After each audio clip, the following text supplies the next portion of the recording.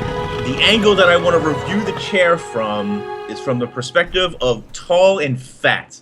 There's a lot of large gamers out there, okay? Wow. And if you buy most chairs, they just break and they're absolute shit. So Yes, they are. they make a line, or they have a line, and there's a couple companies out there that do this, but they have a line that supports heavier gamers, right? Right. So there you go. That's my angle. Yeah, Review it from the Perfect for you. You're perspective of call a it heavy the, gamer. The Of course, obtuse angle. that's right. That's right. Since I'm now a social eater. What is that? Should we change the topic? Oinks. Should we change the game to social eating? We can all eat Social something eating. right That's right. now. Yeah. The new Twitch. I'm waiting New for. Twitch I thing. mean, what I'm really waiting for is social drinking to become a thing, so that you can just be plastered on Twitch 24/7. Oh, right. They can pay me for being an alcoholic. I can't wait for that. That's my dream. Yeah. And that's what I'm holding out for. But It in the can meantime, I'll continue to eat myself to death, and it'll be great. Where am I right now? I mean, what is happening? Because I'm confused. Well, Am I in the right podcast? You're social eating. Yeah, it's social eating. This is social. We changed it from a Guild Wars 2 I'm podcast to a eating right social now. eating podcast. I mean, yeah, look at you. You're going ahead. Getting some of that social eating going. That's right. Yeah, that's like all good. Levy says, bacon Cheers, time what? with inks. Yeah. MightyTeapot, sponsored by Activia. Dan On and Activate. Delicious. Really good. Yeah. Healthy. Healthy. Is it probiotic? Trust- Is it going to help your insides do their job? I don't know, but it's got some granola in it, so that's all right. There you go. Crowsit, I think that's a totally different channel, sponsored by Pornhub and not Twitch. Oh, Brazzers needs to sponsor me. Brazzers. Yeah, There you well, go. honestly, they either have to sponsor you or sue you, right? For Yeah. Esports teams, man. You just got to get an esports yeah. Oh, team. you can join Team Pornhub. They have an esports team. They got some. do. Yeah. Can't wait. Yeah. Can't There you wait. go, Brazil. Fine. You're in there. Didn't they get banned by Blizzard? Blizzard was like, no, They can't be a got team. banned by ESL, I think. ESL ESL. aren't interested in associating with them. Pornhub have teams for Call of Duty, CSGO, and StarCraft. apparently. Yeah, they have Call Dragon. of Dragon Duty. plays for. He plays StarCraft 2. He plays for Pornhub. Amazing. There you go. You know, it's a Wow. really diverse. They've got a really diverse product there. Life is just complete right now. It is. It is pretty It complete. is. Esports Fantastic. has reached pinnacle. Esports There's is some just things pinnacle. that could make life a little better. Yeah. What are Like those things, Brazil? Legendary Armor and Yeah. Living Story Season 3. Yeah. Oh, we're done. We're done with that until the next Yeah, expansion. you're gonna have to wait for another expansion, man. Yeah. Well, Okay. So what have you DLC, guys been whatever. talking about for the last month and a half? Living Story 3 and Legendary Armor. Yeah, I knew that was gonna get you. You filthy social eater. Yeah. I mean, we've been talking about that since January, to be fair. What's gonna So happen? why change the topic now? Yeah, exactly. Probably no, been talking about it since the release of the expansion, right? Yeah. Pretty much. Well, we were before. Well, we previously were talking about new legendary weapons as well, but then, yeah, that one was turned into a no-go, unfortunately. Yeah. So what's the issue? What's the matter with Legendary Armor? Why is everyone upset or sad? Because it doesn't exist yet. It's all right. So Oh, here's right. the thing. Here's the thing. I've spent probably. It's probably worth about 4,000 gold at this point if I just had to ballpark it, and I don't even know what it looks like, and that's about what I've spent. I've literally spent 4K gold, and I don't know what I'm getting. It's fantastic. Okay. Did you have to spend it now? Yeah. Because No. I want to be able to, as soon as it's obtainable, I want to be able to make it and then make a a video about it. And That's cash like- in. It feels it's kind of like mail order brides. Yeah. So you don't know what you're getting. Spend a lot of money. Do you know from experiencing? So, I had a friend in high school. I was gonna and say I have a friend who did his it. uncle, Yeah, his friend, okay. uncle had a mail order bride. My friend's uncle. A friend. did it work out? No. Yeah. My friend's For friend, her, who was she has a green card. Maybe, Brazil, we'll get a preview on the legendary armor. We'll see what it looks like before we actually Probably get looks it. like a tall Russian lady that's really afraid. Dolphy already made a Oh, video. what? So random, but good. Well, no, it's not. The context of what we were just talking about, you nincompoop. Because he's all comparing right. it to he's comparing it to a mail order bride. Yeah. It's a lot like it. Yeah. I don't know. This is, Is it meant for sparkle and stuff? Alright. presumably. It's I think What it's, do you want it, Liam? Has anyone ever asked you what you three want the armor to look like? I don't care. I want to. Yeah, I have some ideas. Okay. So I like where it's going, minus the like poofy trench coat Cinderella dress thing on the back of it. Oh my god. And it really bothers me that like the human male version is the same thing. The human male version looks disgustingly bad of the light armor. Yeah, Okay. it's terrible. Like the medium armor, I've seen some people say they like it, but Can you link it? Have we Uh, actually seen the legendary armor itself, or is it just No. the Just precursor? precursor. you can only see Well, the tier 1 precursor armor. yeah, the precursor. Pre-precursor. Although the tier 2 heavy armor appeared to be in a gem store ad, that's speculation because it looks the same. It's just ornamental and it's got designs on it. Which, Doesn't what I surprise would like, the base doesn't bother me so much of like the female light armor, aside from like the poof, the ass poof. That's a little annoying. So the thing that bothers me the most is the texture. The texture just looks like it's made out of plastic and like rubber. Like it doesn't. It just looks bad. And What would compared the to like, precursor weapons look like? yeah, they look terrible. So what I'm hoping is like the textures get a little bit better. Like I don't know about more high res. I don't even know if that's possible in Guild Wars 2. But if it gets more detailed, there's some ornamental designs, and I'd really love glowing pieces that float around, like the shoulder pieces and the things on the headpiece. They're just like little crystals, metal crystal things, and if those like orbited around and they had like glows and auras and shit, or like even better, like you go into combat and they like fly off and like orbit you and shit. Yeah. Like something like that would be really cool. Like I'd be happy with it. It would but, be amazing if it had different animations for what you were doing, right? That would be yeah, ridiculous. it would be. Well, a long time ago, and I don't know how much relevance this has anymore, but pre-Heart of Thorns, we had heard about legendary armor that it would have like a battle animation, an in-combat animation. So the armor should change or animate in some way when you entered combat or a combat stance or whatever, I suppose. So, I mean, if that's still true, that could be pretty cool. But you know, Or for the like light turn red armor, or something. the wired half poof skirt or whatever you want to call it, the butt flap, really have a problem with. And we've seen this a lot in Guild Wars 2 in different armor sets. I really, really hate that. I'm not a big fan of the half trench coat on the medium either. And I hate. I need to find a picture. Sorry, I need Let to. me- Is let there me a get good it, place let for me me to look at this? Yeah, 'Cause I've looked- Dolphy.net. Yeah, there you go. She already has legendary armor done. She's just waiting to release it. Yeah. Let me hear. It's on the. I think wiki. the medium's pretty good actually. I quite It's like okay. it. I quite like it for It's my okay. druid. Yeah. But I mean, I'm gonna make heavy, Mhm. so I don't care about the other two. Screw them. They can I think the look heavy absolute definitely crap. shows some promise. I think the heavy could be good. The Did heavy you think armor it looks was good.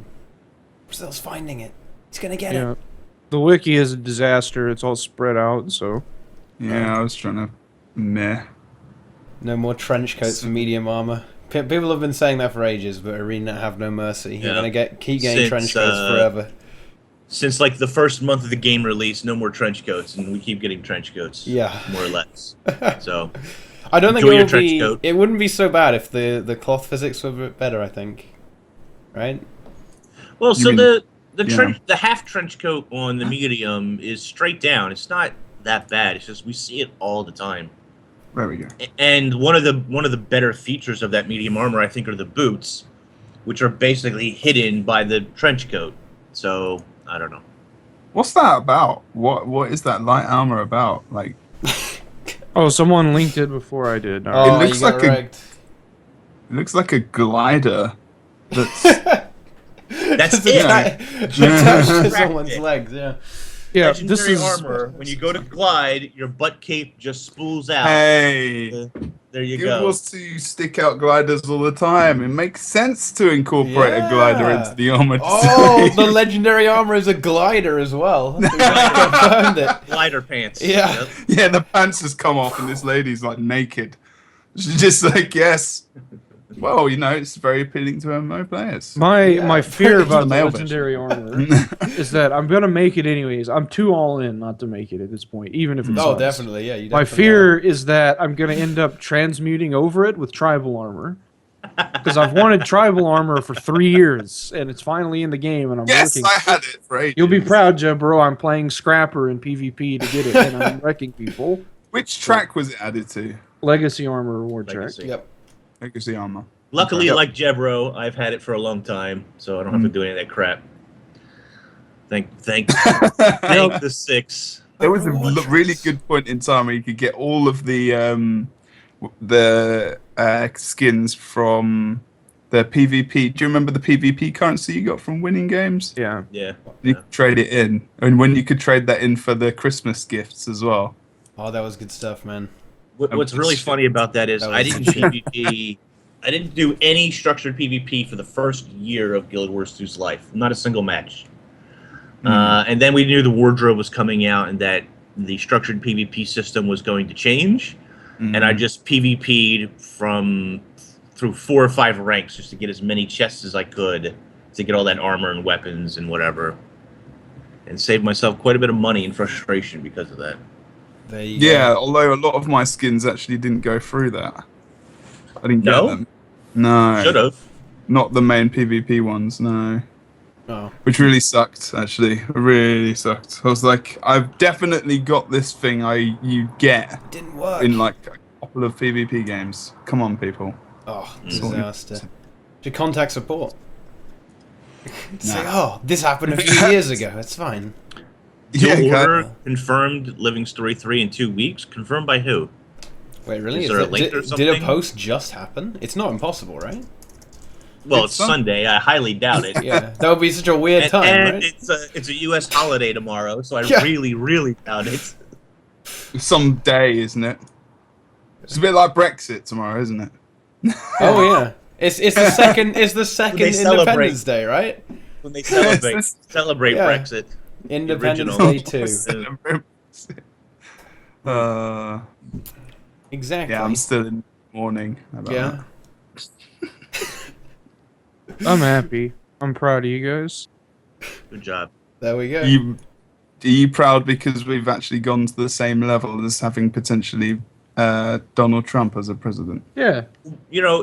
You know, it's very possible. I don't think Donald would be opposed if you guys wanted him as your prime minister as well. I'm sure he we could can be join the U.S. president and prime minister all in one. Can be another Hell, state. We're coming back to the roots. Yeah, boys. it's going to be the way I'm not- around. Wait, it's reverse colonialism now. You guys are going to I'm come sure he colonize could build us. a wall for you somewhere. The chances of Around us the ocean. Build a wall around the whole ocean. Just America and England. That's all it is. it's a never-ending wall that never stops. Yeah. You just have to go a really long way Yeah, around. yeah, it's going to be a really big wall. He's going to build the wall through the sea, and it's just going to come around the UK, just all the way around. Yeah. Make sure Pretty much. no foreigners can get in. No one at all. Come on. Pretty much. That's what Trump wants, you know? He wants that shit. He loves it. Yeah. It's a great wall of Trump. But I understand that you, Jebro, you wanted to discuss the Pro League finals here on TeaTime. Oh, that's what I wanted to. Yeah. Yes, So- I did. What do you have? Just lay it down. Just hit us with the Pro League finals. What do you want to discuss? I don't know. Is that the reason I'm here? Yes, it is now. Yes, it was great. It great. did you guys- very well. It did very well. I'm very, very proud of Guild Wars 2. The numbers were surprisingly very good, actually. Especially on What the were Twitch. It had like 5k viewers, 5k, 6k viewers. Very good. Okay.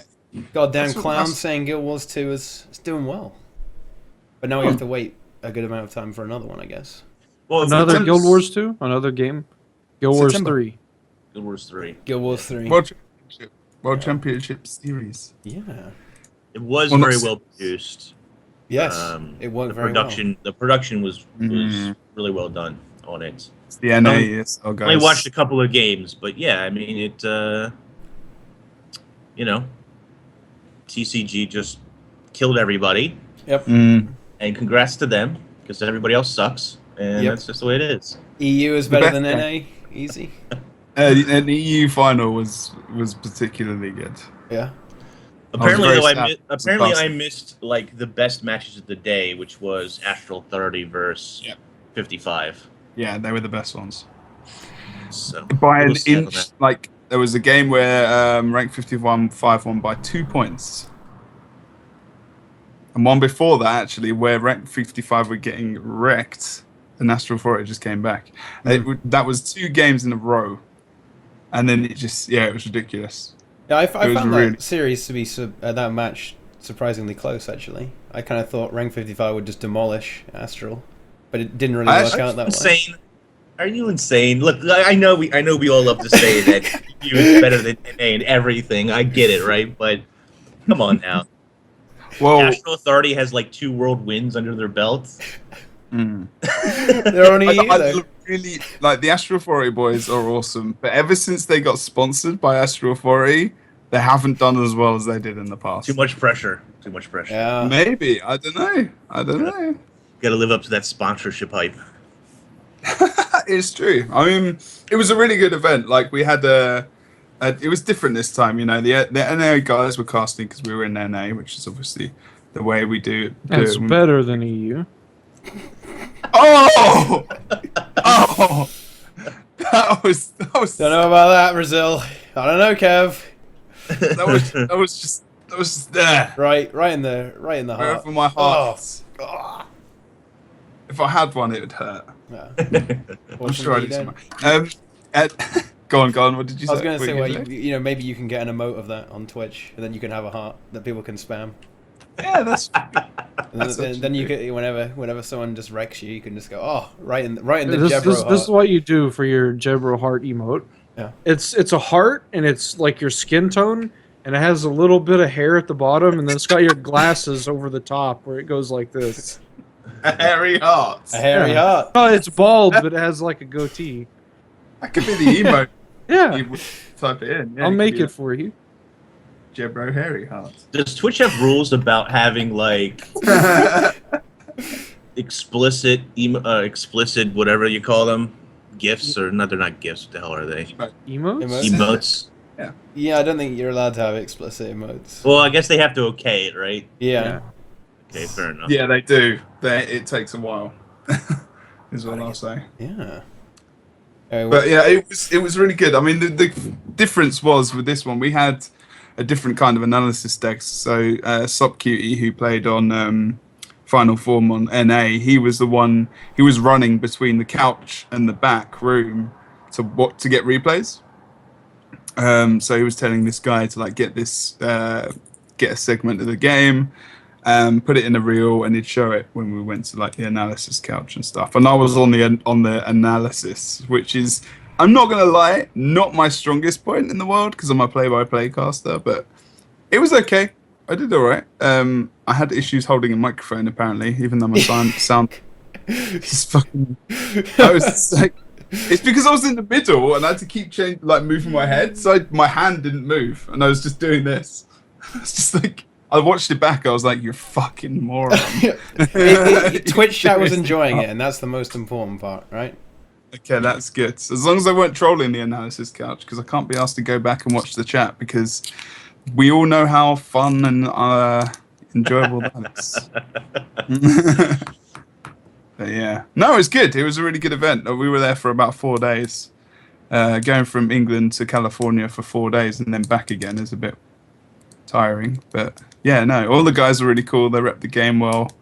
Team PZ played a random composition, which no surprise they lost with. It didn't have an Ellie, and they ran a thief. Yeah, and, really weird. Yeah, Yeah. it sounds like the raid group's problem too.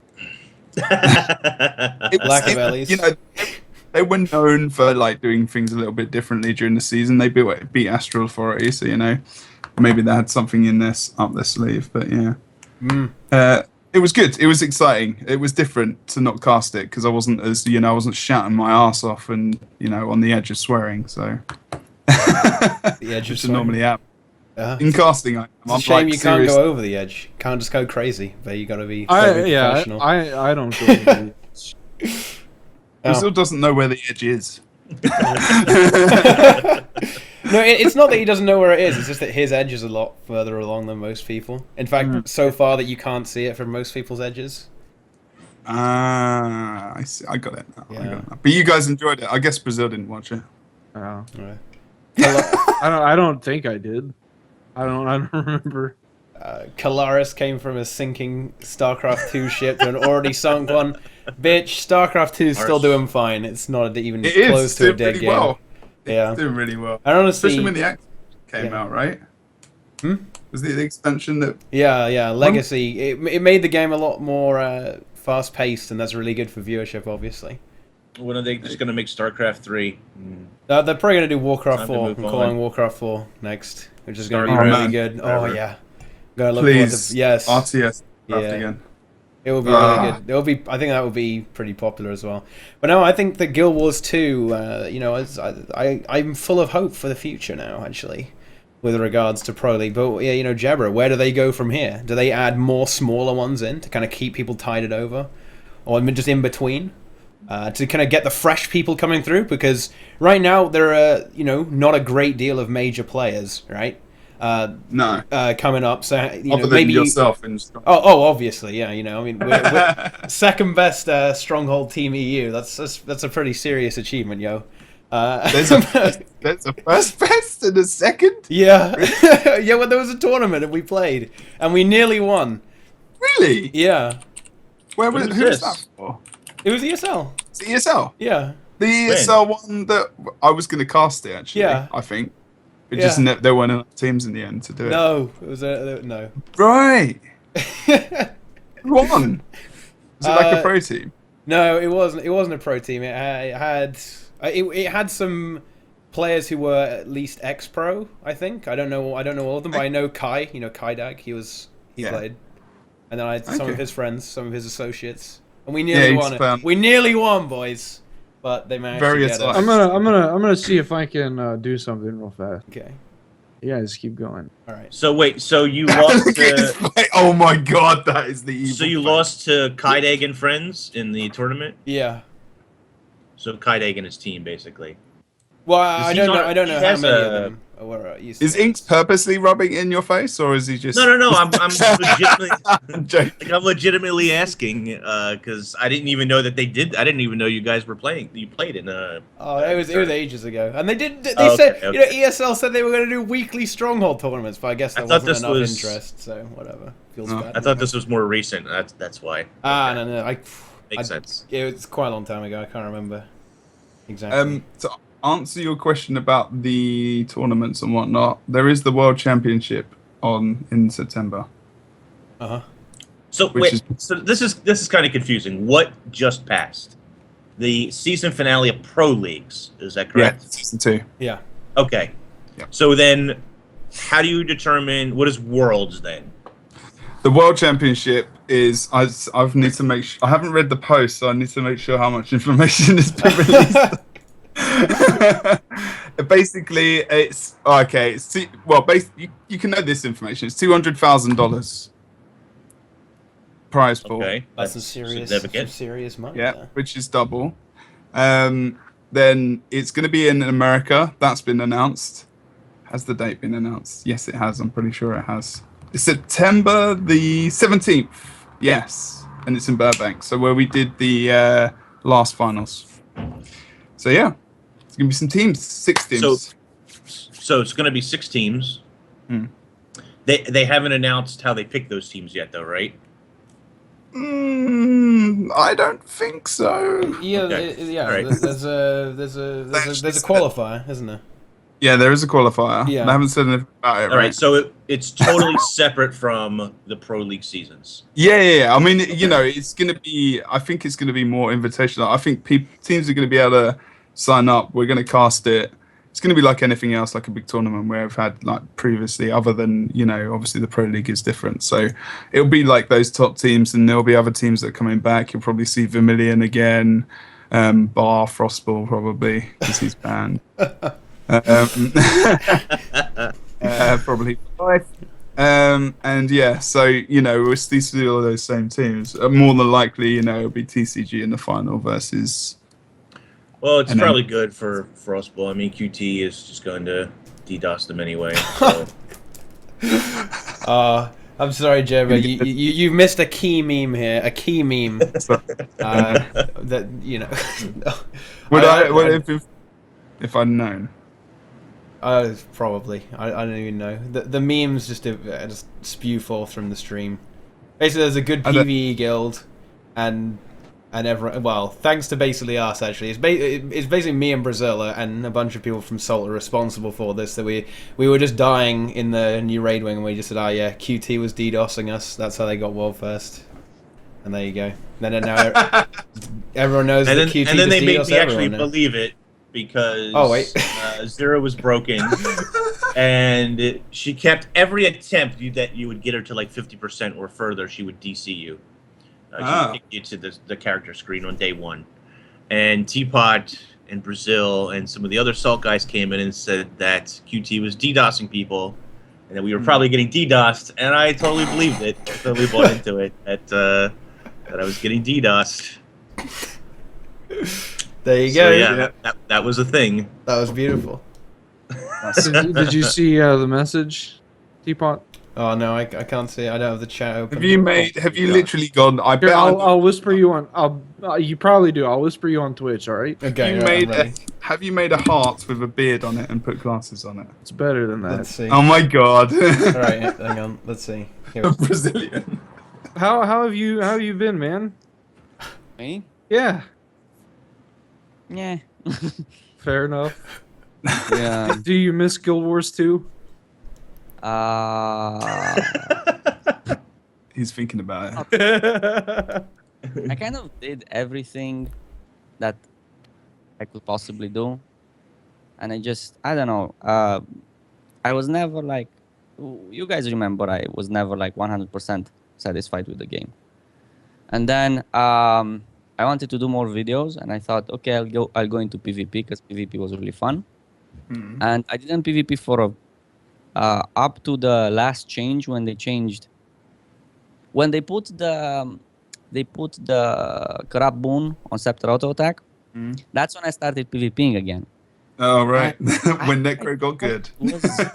Because I was not good, because I didn't PvP for like a year or something. I wasn't good, and I got to legendary in like 5 days. Legendary division or legendary it's called, right? That's it. Playing. Yeah. That's it. Anyway, and it was really, really fun. And then they fucked up the Necromancer again. I'm like, no, thanks. And all my patrons disappeared one day. And I'm like, okay. So.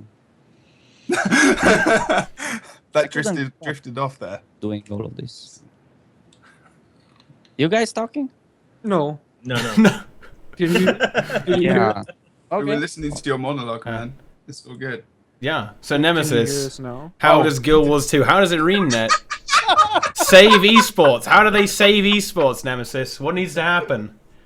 I don't understand why you guys were on speaker in the beginning, and then I realized Daniel. Hi, man. Yeah. Never saw Hey, you man. before. Cool. Good to meet you.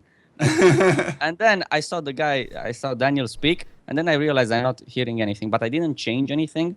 So, yeah. It's just a headphone issue. Yeah. So, yeah, that's So about it. what does Nemesis do now? Because I know who you are, obviously. I've seen your videos and stuff. Remember watching your videos back in the day? I don't actually do much. I decided to take some time for myself, and I wanted to do a lot of stuff, but I didn't get to them. And yeah. Not much, actually. Will you return to Well, Guild Wars 2 yeah, to save the community? I did a lot of stuff. I made a small project. I'm trying to get something 3D printed and start a small project that way. Doing driving. I'm doing some driving now. I'm trying to take care of my health as best as I can. Stuff like that. But, yeah. Fair enough. Played some single player games. Guild Wars 2 is a very good single player game. Yeah. It's dual purpose. Especially PvP. Yes. Solo queue is the best. And if you do ranked queue, it is. Yeah. You Or like- if you like play solo queue, Jebro? Overwatch solo as well, it's a really Same good thing. experience. Yeah. Enjoying the competitive Overwatch, Jebro? Making you a little bit angry. Yes, it is because it's fucking bad. GG Blizzard. You did well with Heroes of the Storm as well, but you know, there we go. Is it they've forced basically esport just- number 7? Well, the game is bloody amazing. The game is really good. Like, I was not on the hype train at all for Overwatch. Like, not at all. No, you've got it. Can you hear us? Yeah. There we go. Overwatch is good. Like, what was it? It was part of Titan, right, or whatever it was called, the World of Warcraft, the MMO that Blizzard were The doing. Blizzard canceled, yeah. Yeah. So, like, the Well- game's good. Like, every hero is pretty solid. You know, the abilities are good. The game modes are really good. You know, you've got the escorting, you've got the capture points and whatever. It's just when you go into ranked, you get like 10 placement matches. And if you solo queue, you're fucked. And that's really the easiest way you can say it, because everyone just goes damage because you've got healers and support and tanks, but no one wants to play them. And one day there will be a PvP game where everyone can just do damage, and that will be the good day. You know, like something like CS:GO, that's- where everyone just has guns and they kill each other. That's But, you exactly know- what I want to say. That's that's shooter games. It's just And they're yeah. going to make- And they're going to make they're going to put tanks and healers in shooter, and it's going to be one RPG shooter strategy Exactly. genre. I mean, I don't mind. Like, I actually don't mind because I have to play a healer. Like, I play healers in MMOs and raids and whatever before. So I play Mercy and I play Lucio, and Zenyatta, who's like a damage dealer / healer, who's really squishy as hell. And it's good, but you know, when you get into teams, like, I have never raged in a PvP game like I've raged in this. Like, I mean, it's 30-year-old rage. Like, just fucking fury typing. What the fuck are you doing, you prick? Like, literally. It's And bad. You haven't So I've done had that to in Guild Wars 2 solo queue? Not but- as much. Come on. Have you not had that guy who just goes far every game, no matter what? Every single time. That's me. Respawns, goes far, just no matter what. Wins is. Yeah, everyone says it's TF2 clone, but who gives a shit if it's good? I mean, Best it's takes on funny. the- It's funny that people say that because it's exactly what Blizzard does. They take another game or an idea from another game, and they make it better than the original. There you go. That it's Congrats. just dumb to, like, you know, something that was successful but wasn't promoted well or was missing these aspects. Let's take this thing, put some other stuff in it, and make it really good so everyone do. can do it. And that's We're called good at it. exactly. You know, that's what happened with World of Warcraft in the fucking beginning as well. So You guys know. play League of Legends? I used have to. a lot of experience with Yeah. that game. I used to play it a lot. Yeah. I'm going to. I don't know if you guys can see this. Oh, I'll look at it. Yeah. I lost that game. Yeah, that's how it goes. No, look at my ability power. I can't see it. Brazil, what does it say? I have to find which one it is. Wait a second. You haven't played recently? I haven't played in It's- 1530. Oh my Yep. goodness. Vagar- so you just farmed on Vagar basically. I had Jesus Christ. 1,530 ability power. I was one-shotting. If I got them in the The stun. E Yeah, with yeah, the yeah. stun and I put the W on top, I did a triple kill. I killed 3 people and I lost the game. Oh my god. Yeah. Well, that's the thing. You can't even carry a lot in these games. Like one person can't carry, which is Yeah. good. But you know, it sucks if your team is bad. Well, and I know we're way off the Guild Wars 2 topic by now, but going back to Overwatch, I think it might have been Grouch who Oh, the tweet? the tweet where he was playing with Zeus and another friend of Zeus's who were Yeah. already ranked, but they were queuing with Grouch, and Grouch ended up coming out at a higher ranking than both Zeus and the other guy because of the way that the matchmaking and the pairings work. Exactly, because you can queue with people who are already ranked.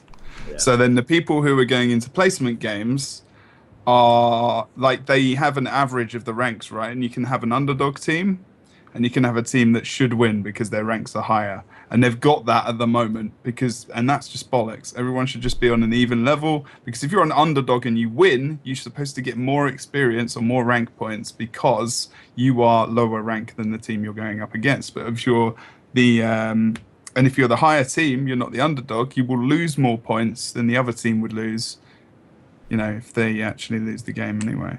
So that's not bad. Like, it's not bad if the season was further on, but right at the beginning of the season when people are getting lucky wins in 10 games, Yep. like they're basing a lot off that 10 games. And then you go and play and everyone's just playing damage. They're running around like twats and they've got no idea what the fuck they're doing. They even don't know what the game mode is. And you're just like, shit, when was the last time I won a game? Have I ever won a game in Overwatch? And when will they kill me?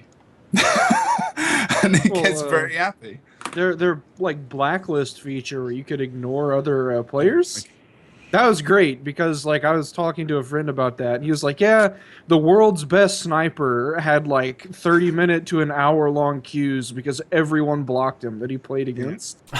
Wow. That's a really good. Wow. It's a really good feature if you like winning, right? Just block all the good people. He would Problem just own solved. everyone, and everyone just blocked. Yeah. You can get banned. Like if you drop from a game and you rage quit, or if you get DC'd, you get like half an hour bans. You get like day bans. You can get banned Ouch. from the season as well. But the problem is if you accidentally DC, you know that you get tarred by that brush. DDoSed by QT. Yes. Yeah. But Speaking it of- has started to level up. I've won a couple of games. I've noticed that I'm more in my area of skill now, starting to climb back up, so it's not too bad. It's starting to sell itself out. It's always bad at the beginning of any PvP season, but your first experience of the Blizzard game where everyone's hype is, you know, the hype was real for this game, right?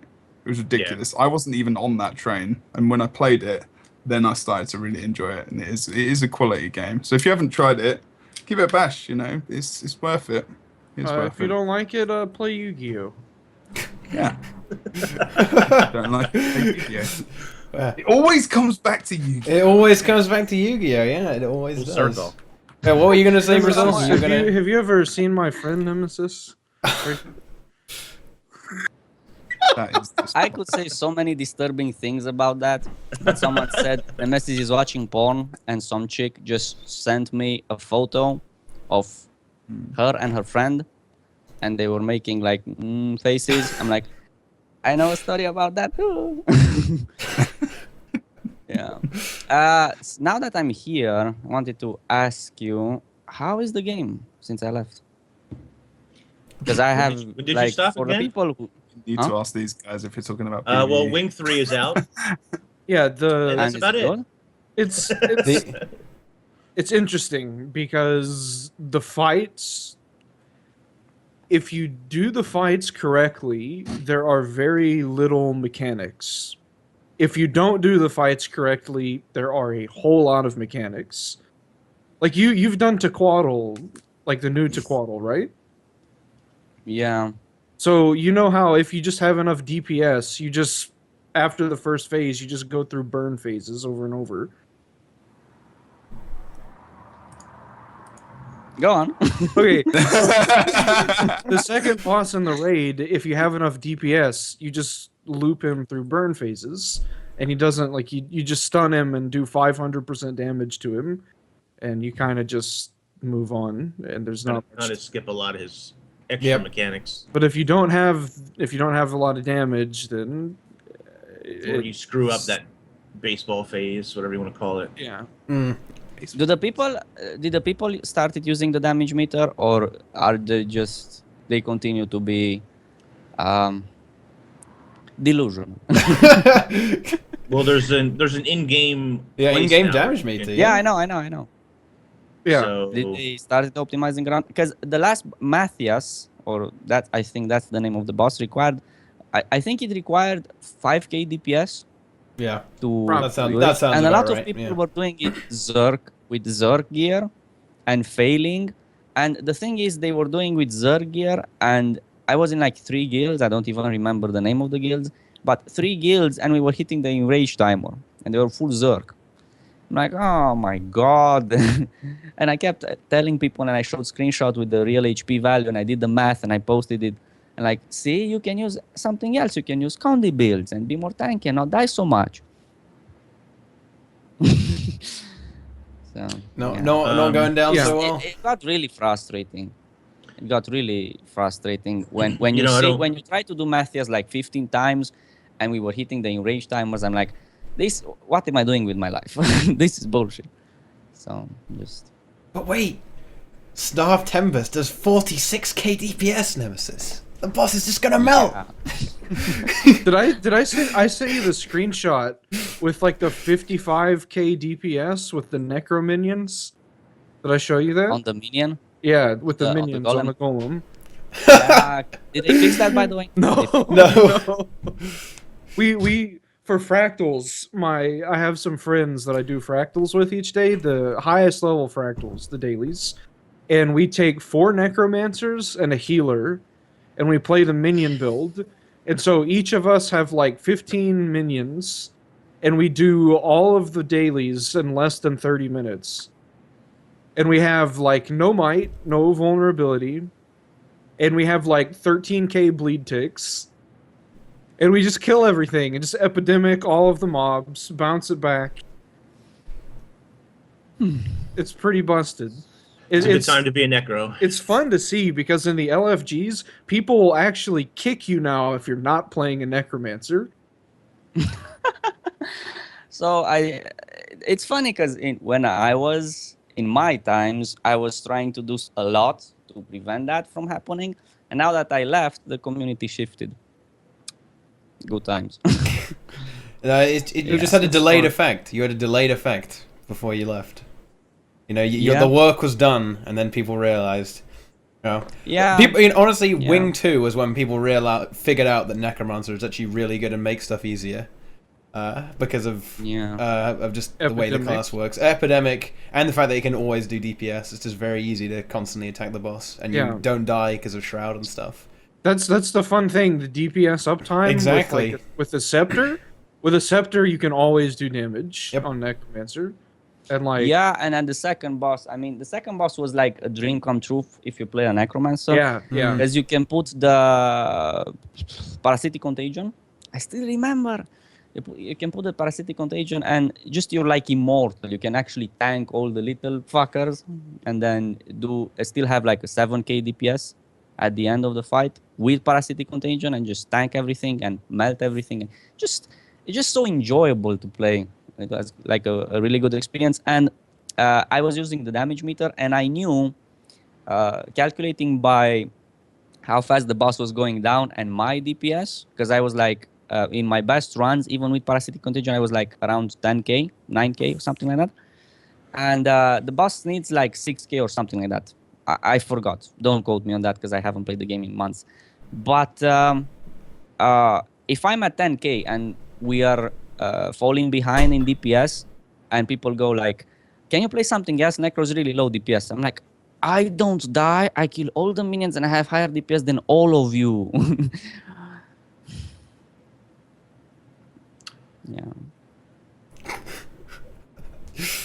Well, I mean, It's that's just- yeah. There's a bit of a I mean, on the second boss in Wing 3, it's kind of a bit of a problem for all condition builds, there, right? Because it is all about bursting. A 20-second burst, right? So there's no real time, unfortunately, for basically most condies to really get their terrible work done.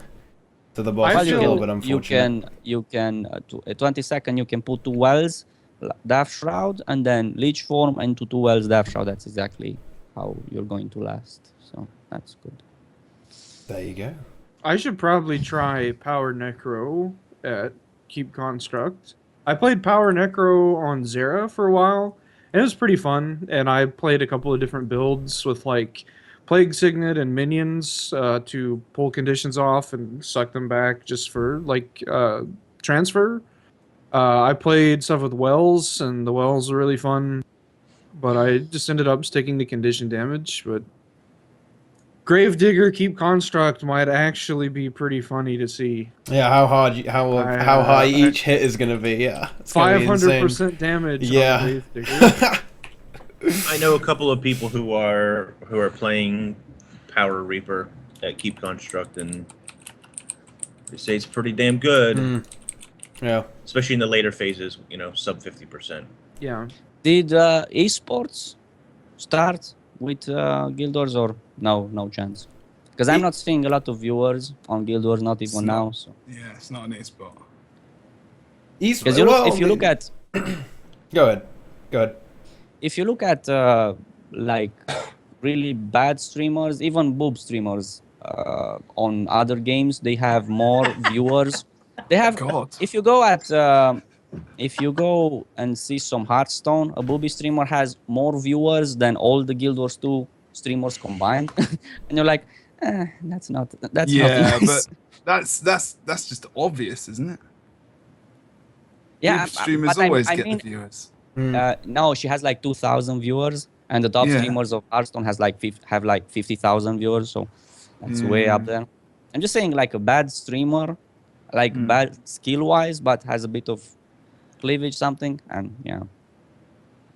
Well, that's the thing now. I think Twitch isn't about necessarily just skill, is it? It's just it's like there's all these different things. Like there's, I don't know, community friendly. Game specific, so you've got then these skillful people, and you've got like your esports streamers. You've got there's flipping food streams, gardening streams and stuff. I'm talking about that one-time event with the MILF from. No, just in general now. No. What? I don't know how she managed to go through that script with a straight face. I'm like, how is she doing? How much are they paying Jennifer Hale. to do this? Jennifer Hale on like the Heart of that woman. Launch. Was it the food thing or was it the actual launch? The cooking, thing I was at. Yeah, the food. Oh, the cooking show. Yeah. People love that shit though. I don't know For some why. reason. Well, people had a lot of fun, like, hey, baby, and they started making all these comments, and then they got banned. I'm like, what the fuck? You don't do that. Of course they're going to do it. I thought they did it on purpose, so people get all riled up and like, come on, watch this MILF thingy cook on Guild Wars channel. And on the contrary, they were like, "Oh, how can people act like this?" I'm like, "Dude, do you even internet?" Like that's what's going to happen on the internet. Anyway. Pretty much. I mean, Guild Wars 2 streams wise, there's still some people that get some high views. I mean, MightyTeapot's doing pretty well. He's normally like top 2 at least. You got a lot of the PvPers do pretty well as well, actually. Like Helseth, I mean, he easily gets probably the most. Like as soon as he comes online, he's got, he had what, 350 the other day, something like that. If he doesn't get 1,000, then it's not worth it money wise. If he does this out just for fun and he streams while doing it, then but you cannot make a living out of it. Yeah. So. He did well. He just won the Pro League season final, so he got himself some cash. How much was it? Like 10K. 10K the pot Dollars. or 10K each. Total. Oh, sorry. Oh my God! How much was was the total? 200,000. Yeah. And they've got the World Championship in less than a month. No, it's in September. Sorry, and that's like 200 $200,000 prize pool. For prize pool. And first place gets how much? We don't know yet, Oh, but I think it will be All of it. close to 100. I think it'll be close to 100k. It's 20k Must each. be. That's No, it like must be at two least stuff. 75. It must be at least 75k, and that's between that's 5 around $20,000 per player, which is not bad because the competition is not that high. Because you don't have like 30 million players, but could be better. Pro League seasons as well. Top team gets 10k. I mean, this is the first. It's not bad. No, there was a world championship before this. Yeah, but it's Yeah, not yeah. And not like I think Ostrijegs It's had a little drama over not it, as too. heavily supported. I don't think, not monetarily wise, anyway. This is the first larger payday Yeah. for these guys Yeah. this year. And the worry is for a lot of people is what happens after that. You know. Sure, yeah, of course. Well, I mean, Because once it becomes more developed, as it continues to become more established, then they can continue to invest in it, right? And they can gather more sponsors and so on, and then they've got more capital to throw around. We got some good sponsors, that's for sure. Like Yeah, Corsair, yeah. GeForce. I mean, I don't know that. Like, I don't know that. What Nemesis is saying, I don't know that Guild Wars 2 is ever going to be super mainstream, $2 million purse kind of thing. But at the same time, like he was saying, you don't have 30 million players to compete against for that money either. So It's just, I think it's more of a. I've always thought about this for Guild Wars 2. It's more of a thing for the community of the game to watch rather than Yeah. the people who are like they're trying to attract people outside. They have to try and appeal to people outside somehow. I Sure. still know people that watch it that don't play Guild Wars 2. They've never played Guild Wars 2. And this it's the same thing over and over again. It's the same things that they're gonna have a lot of effort to try and fix, and they're slowly but surely trying to fix it over time, which they will never fix. And you can't see what the fuck's going on. If you're a viewer who comes on, it's very, very difficult. Now I can tell what's going on, but that's because I've been casting it and watching it for almost 3 years, whatever. So I can tell. Like I was literally, but I had to at the event. I couldn't see the screen. I couldn't see the screen where we had to be, like our previous screen. So I had to literally sit on the edge of the screen with my face probably about 2 feet away from the monitor, which is, I mean, a good 60 to 80 inch screen. So I could make sure I knew what was going on, so I could see the map. And that's almost the same. How close I'm sitting to my monitor right now, and that's a big issue. It's pretty much the main issue. Actually, I agree totally what you're saying. If you want to have a really successful esport, one of the main things is to have the game complex enough so there's room for really high competition and intense moments, but at the same time it has to be like idiot proof, and you should be able to understand that some shit just went down even if you don't know anything about the game. And that means art style, graphics, camera movement, and anything that is in a 3D world, it's not like a mobile game, should be, in my opinion, a little bit more fast-paced and sort of like an adventure, like Darksiders sort of thing. And that way, even people who have no idea what's going on, just can feel that something went down and they can get behind that and start watching it.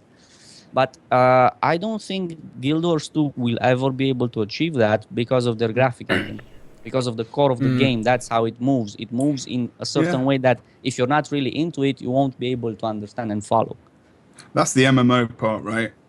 I mean, that's what that is. I mean, that's why World of Warcraft had the similar problem trying to get into esports. It's why no MMO will ever be able to do it. I mean, World of Warcraft is funded by, Blizzard, Activision, whoever else you want to call owned the company at the time. They've got the money to put into it, and they made massive tournaments. They still didn't, even with World of Warcraft's player base, they still didn't have, the amount of teams that play in these other esports games, right? And the problems are, inherent for, it's MMO issues. It's because it's an MMO that you can't really, God, got so many people whispering me in the games, putting me off. You got so many people, but you know, there's still this problem with Guild Wars 2 where people can't, like you say, understand what's going on, and that's where we as casters have the biggest responsibility. And that's why, pretty much, I mean, I would say out of all the casters, I'm probably the most excitable, because I try and bring the hype or the excitement to the stream and try and get them to feel something rather than them trying to get confused and trying to work something out. So if I hype something up, they know that it's quite an important moment, you know, so they can actually feed off that a little bit more, and hopefully the chat can, and whether or not they troll me because I don't know what I'm talking about, or they troll me because I'm screaming like a, you know, loud 12-year-old, then I don't really care about that kind of stuff anymore. I'm getting used to it. Inks knows about, I think I was talking to Inks the other day about, you know, how I got a death threat on YouTube or something. Hey, It's not welcome Only to the club. one? I've been there for a while. I think it's actually my 14th or 13th. I can't remember. I had a list. But these are the list of people who will no. But yeah, it was. But you know, like you can't. Yeah, it's difficult to not take it to heart. But I think it's easy to say don't take it to heart. But I think I feel lucky. Well, no one's ever that threatened to depends. kill me before. It depends on who you are. I don't give a shit about any of that stuff. But I mean, just it's kind of disturbing to say the least, right? getting someone threatening to kill you? Yeah. Has anyone ever done that to any of you in real life? When Yeah. they like had a gun when they had a gun pointed like at your head. And you're Well, like, not to gun, and because you're, like, in 4 Romania years we old. don't have guns. What? But mainly Dude, move knives. to Texas, dude. Bullshit's a gun.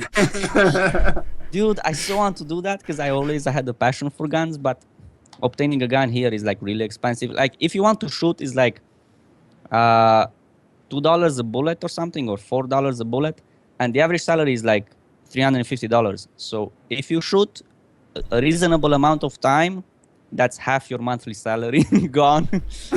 So yeah, It's not worth it to shoot people. Nah. It costs too much. Yeah, it's not cost efficient. No. Not cost effective. But this is why, come on, Inks, we must rise up. This is why Stronghold will save Guild Wars 2 This is what I'm esports. talking. So, It will save and esports. I know, like, okay, so I know that Stronghold has problems.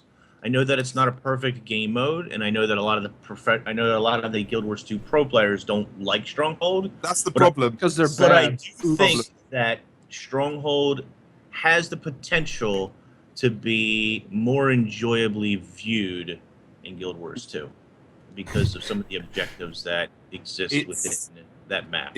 If you go back and watch the cast I did on Stronghold when it was released, I made a video on Stronghold. It got 20,000 views, and I was hyped as hell for that game mode, right?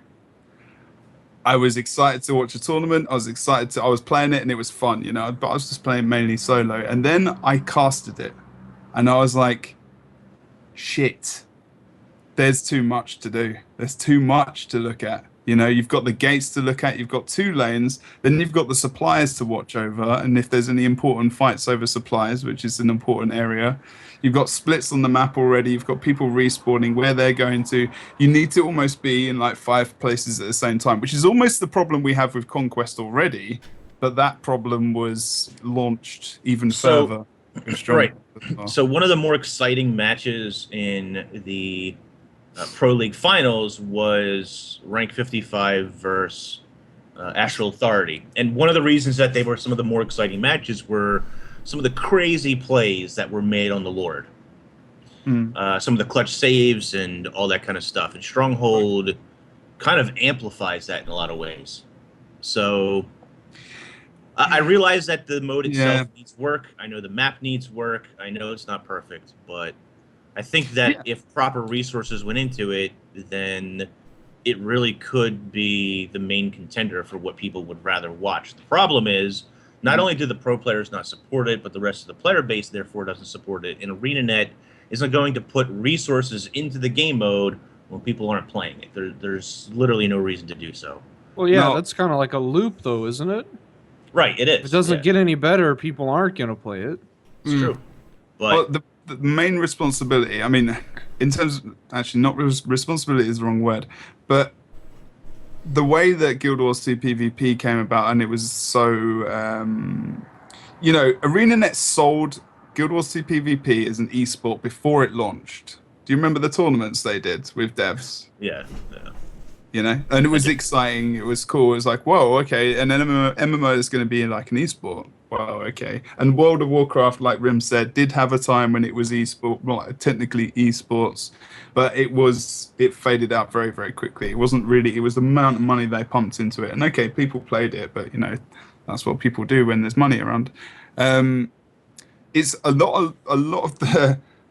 It's the community, right? Guild Wars 2 community brought the game back into PvP, brought the game back into a place where ArenaNet could invest in it. And one of the big reasons that happened was because of Grouch, because he was a player, he did State of the Game. I don't know if you remember watching those old podcasts they did, the Guru shows and stuff as well with the devs. So, there was Chapman, there was...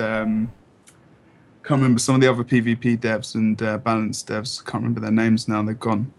Actually, a lot of people have gone from ArenaNet, but that's another story.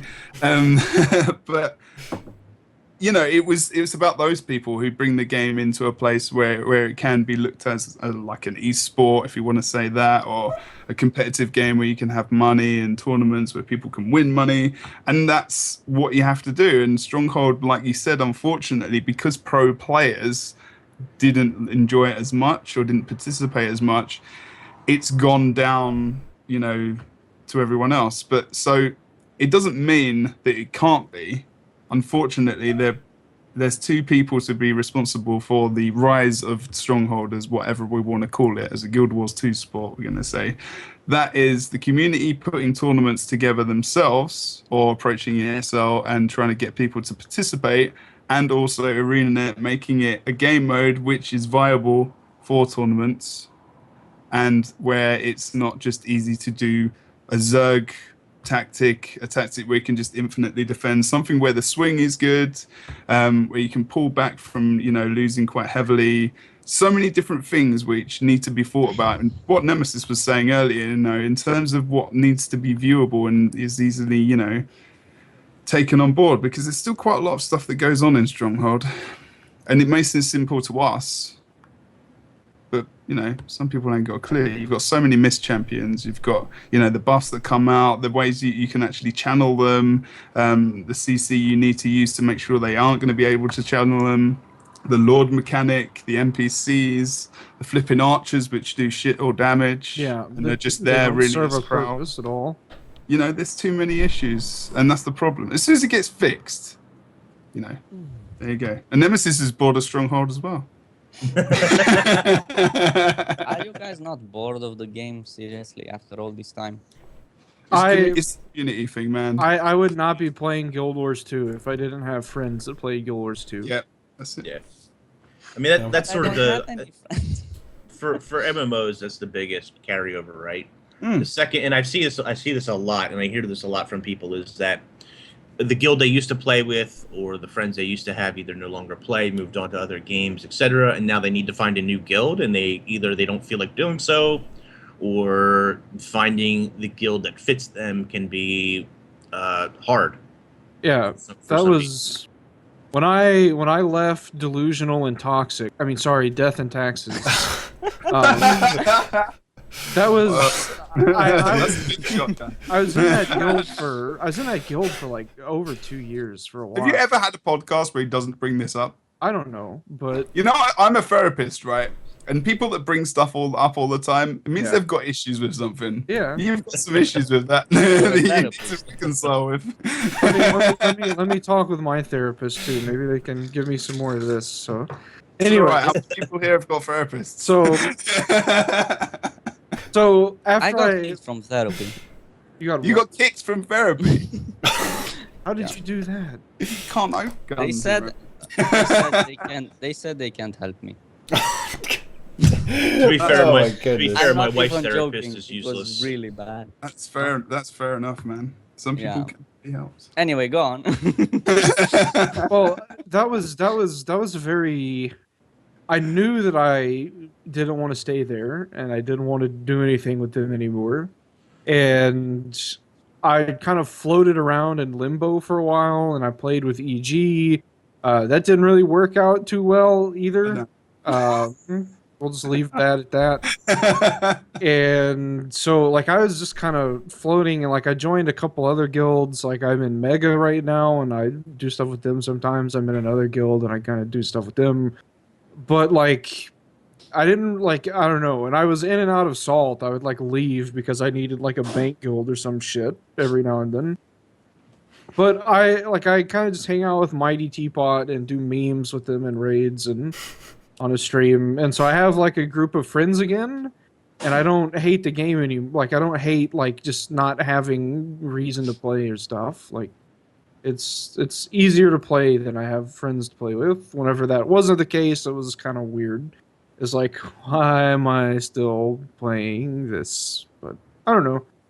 The people I used to play with in the beginning quit, and then I found new people and they quit, and then I stayed for my YouTube channel, and that didn't work that well. And then I stayed for my patrons, and then they disappeared one day, and then I'm like, I have nothing left. Time to go. Your YouTube channel's was doing really well. What do you mean? It wasn't doing what you didn't have. It's not doing well. I mean, it's no, it's not doing well. Not now. If you don't, as a YouTuber, if you need to have at least 200,000 views at the end of the month, at least, if you want to live at all. Oh, so you were doing it for a living, right? I was doing it for a living for a while. Okay. But then when I made my first guide, the one that got 200,000 views, I thought, okay, if the company, if ArenaNet is going to pull this game forward, I'm going to make better guides, and those better guides are going to be even more appreciated, even more viewed, because the game is going to grow, and I want to grow with the game. And that never happened. I invested more time into making better guides, but the hype was gone, and the people were gone. So my other guides didn't make 200,000 views a piece. They were making about, I don't know. I don't even know how much. Anyway, not enough to work three weeks on a guide for so few views. And the problem with guides, the problem with reviews and guides, you have to be fast, because people don't care if you make quality. They every time something changes, they want to see it right away, right then. That's why you have press releases. That's why you have all that stuff. And to make matters worse, as soon as something changes, because it does change, what you did in the past is no longer viable. It's no longer relevant. Yeah, right. Relevant. Exactly. That's the word. So if you do a prank, pranking or vlogging or all that stuff, that doesn't get outdated. Yeah. Right. And it gradually gets more views. And that's another issue with gaming and stuff. Yeah. So true. I do a lot of like PvP guides, like this is the meta, and I have to label it like Season 2 Pro League second half, you know, because the meta changes at an alarming rate, you could say. Every 3 months now, so you know, I mean, technically, you know, even now it would be even worse, but it would give you more content. I mean, people always watch those old videos. Okay, maybe not as much, and they try stuff out, but I know what you mean, man. It's difficult. Guild Wars 2, making content for Guild Wars 2 at the moment is very, very tough. And the trend for MMOs, there's since 2013. There's a decrease in interest for MMOs across the board. All MMOs are doing really bad. They're dying, man. Yeah, and they're being replaced. There's, I think, these since 2013, and it's going to last another 1 or 2 more years. There's the new generation of gamers that reach the age where they demand, and some have money to buy. Yeah. And the new generation of gamers seem to be, they have the attention span far too short. Yeah. Short attention span. Yeah. Yep. And the ADD is real. They go for these really dumb games, like really dumbed down games, and companies realize these things because they have access to statistics and they know their competition and stuff like that. And everyone is trying to fill that market, like Blizzard is doing with Overwatch and Heroes of the Storm. And it's basically a really simplified shooter, because it is a really simplified shooter.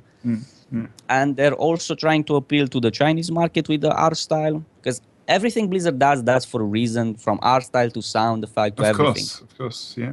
So I don't agree. I think it's killing gaming, it's killing entertainment. I think there should be, you give the people what they want, but you also should educate your audience. And that doesn't happen anymore because the entire world owes money to aliens. So companies are struggling to stay afloat. The economy is fucked up. So everyone is trying to make money by whatever means. So I think, well, that's like it's a broader conversation, isn't it? That's the problem. I mean, I don't know if it's because, we're getting older or I'm an older gamer now, but I remember when playing, Rift, if you guys know Rift, or World of Warcraft like vanilla, and as you slowly get on, I mean, if you go back to those games now, I mean, a lot of it is like cash shop stuff. Like you can buy this, you can buy that, and you can still buy a subscription if you want, and pay the money for this and pay the money for that. And before you know it, you've already paid more than you would have paid for a subscription for a game anyway. Easily. And and Guild Wars 2 is doing it as well with the gem store. But that's always been, but it's free to play other than if you buy the game. So it's not game-changing stuff, whereas, some games, go the other way. But it's like short attention span, you're dead on. Like 15-minute games, that's the market. A lot of the, Overwatch, like you said, perfect example. Unfortunately, it's a really good game. But my attention span is hopefully longer than 15 minutes. But even I don't know if you've played Paragon. It's a new PvP game. It's a MOBA. It's like Smite, person. isn't it? It's like a bit like Smite. Yeah. Yeah. A little bit, yeah. It's from Epic, and it's a quality game, and it's it'll probably 40 minutes, 50 minutes, like a typical MOBA kind of, if you're going into long range games. But the audience again is not massive because the games go on too long. They go past the kind of 15-20 minute range, and then people start to get bored, and all they want to do is kill people. They don't want to think about the tactical play, movement around the map and things like that. They want to just get on with it and kill people. So slowly but surely they're changing their game as well to make it more fast paced. And what the new generation of gamers don't understand is that you can go on with this simplified bullshit for long, because when you simplify something, the more simplified the entire genre becomes, it's going to the complexity is what makes it unique. When everything is simplified, everything is like the next thing and the previous thing.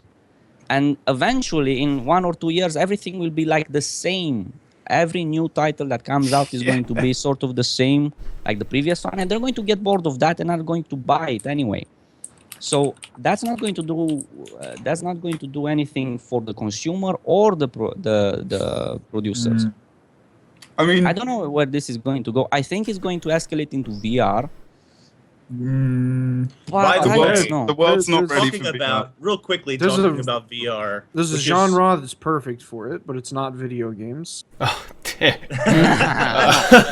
Did you see the E3 stand that Naughty America did? I wish. Oh my god! I was on the internet, obviously, and there was I didn't read much about it.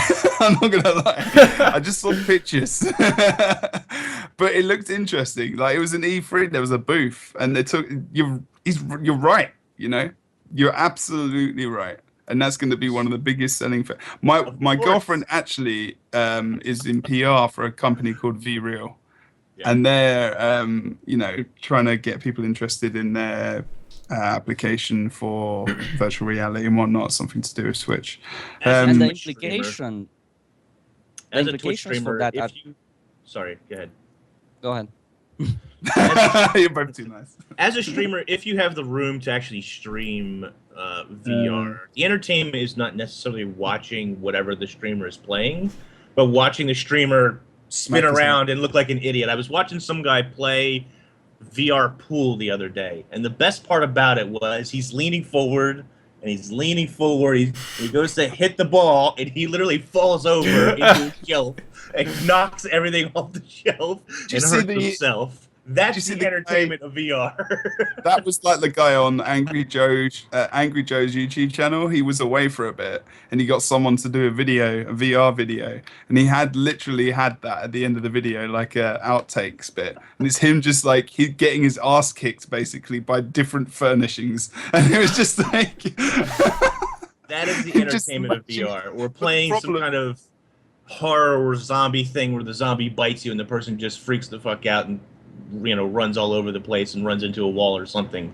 That's the entertainment value of VR right there. It's a high-spec machine as well, That's why the world is not ready for it. Everyone needs to run until they lower the specs for that. Well, technology will catch up. Yeah, it will. Yeah, technology. I think technology already caught up, but they are milking it. Like we are going to give you this today and this better thing tomorrow and so on, and you keep buying this shit instead of giving it the we all end know performance. That. I found inks at that E3 booth. I put a link in the chat. Oh no! Inks was actually there. Oh my god! That's me. You guys found me. Amazing. But I think the implications of VR are so massive. I'm not talking about. It's not even that dangerous when you can have a lot of psychological trauma if the VR is really good and you experience a lot of traumatic events. Like soldiers, a lot of soldiers have PTSD because the difference they were not foot soldiers. They were inside these small bunkers and they were controlling drones. And going from killing people into like an ordinary life just created too much of a discrepancy in the mindset, and that created PTSD. Yeah. But the bigger issue is messing with your emotions. Like when in the beginning, the VR porn is not going to be highly sophisticated, but when they implement VR porn with AI, with learning AI, with these. The AI will, will be really effective at seducing. Oh my gosh. And then you can could literally like waste your life being in love with a software, and that's like Guild Wars problematic. 2, right? I was gonna say that. I was gonna say like playing an MMO. Yeah. It's like that movie. What's the movie? It's like Her, right? Yeah. It's like Her. He falls in love with his operating system, and then she leaves him. Brutal. It's like I didn't 7. see the movie, so now you spoiled it. There you go. I ruined me. it. It's all weird. And I wanted to see that movie for such a long time. Oh, spoiled. Yeah. My bad.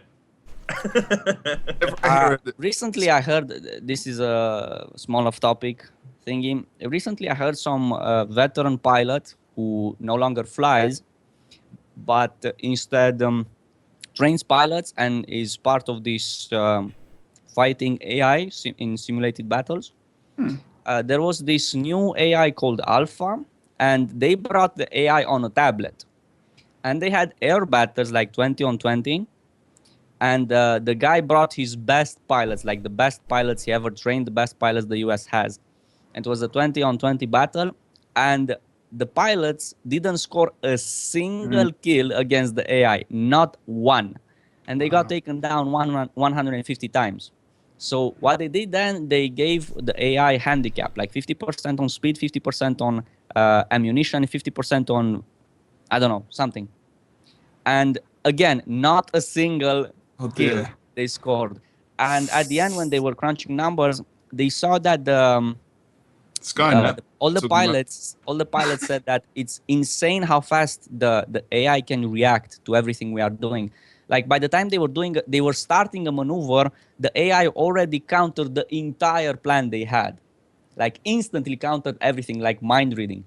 And they realized they can counter. The AI can that AI ran from that was run from a tablet, had the capability of totally changing his battle plan 250 times faster than the pilot can blink. But in that context, the AI has access to all the variables, though. Yeah. So it should be almost impossible to beat it if it has access to every variable. You have to hack it like Captain Kirk. Yeah, it's why in RTS games, the AI is terrible. Basically, it's really easy to beat them because they don't have access to all the variables. Right, even though they're way faster. So say in StarCraft 2, your average Korean has got himself kind of 300 to 400 actions per minute, and an AI can have 20,000 actions per minute, and the Korean would still kind of win easy. If you freeze it in the freezer, then you'll have like 20,000.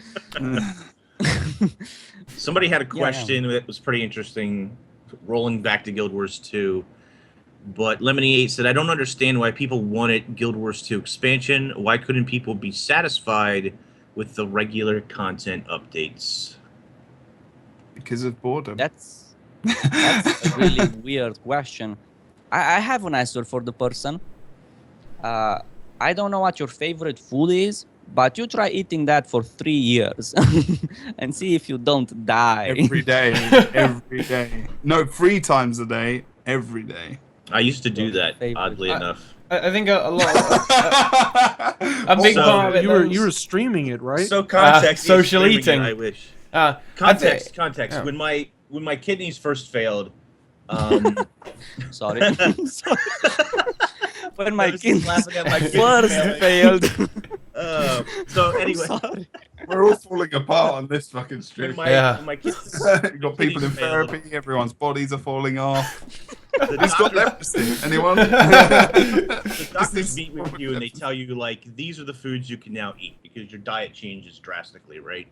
You can only eat, so much of this and so much of this and so much of that. And one of the things that I could eat was a turkey sandwich, which was easy to make. So I literally ate turkey sandwiches for breakfast, lunch, and dinner for probably 2.5 years, just because it was the easiest thing to make.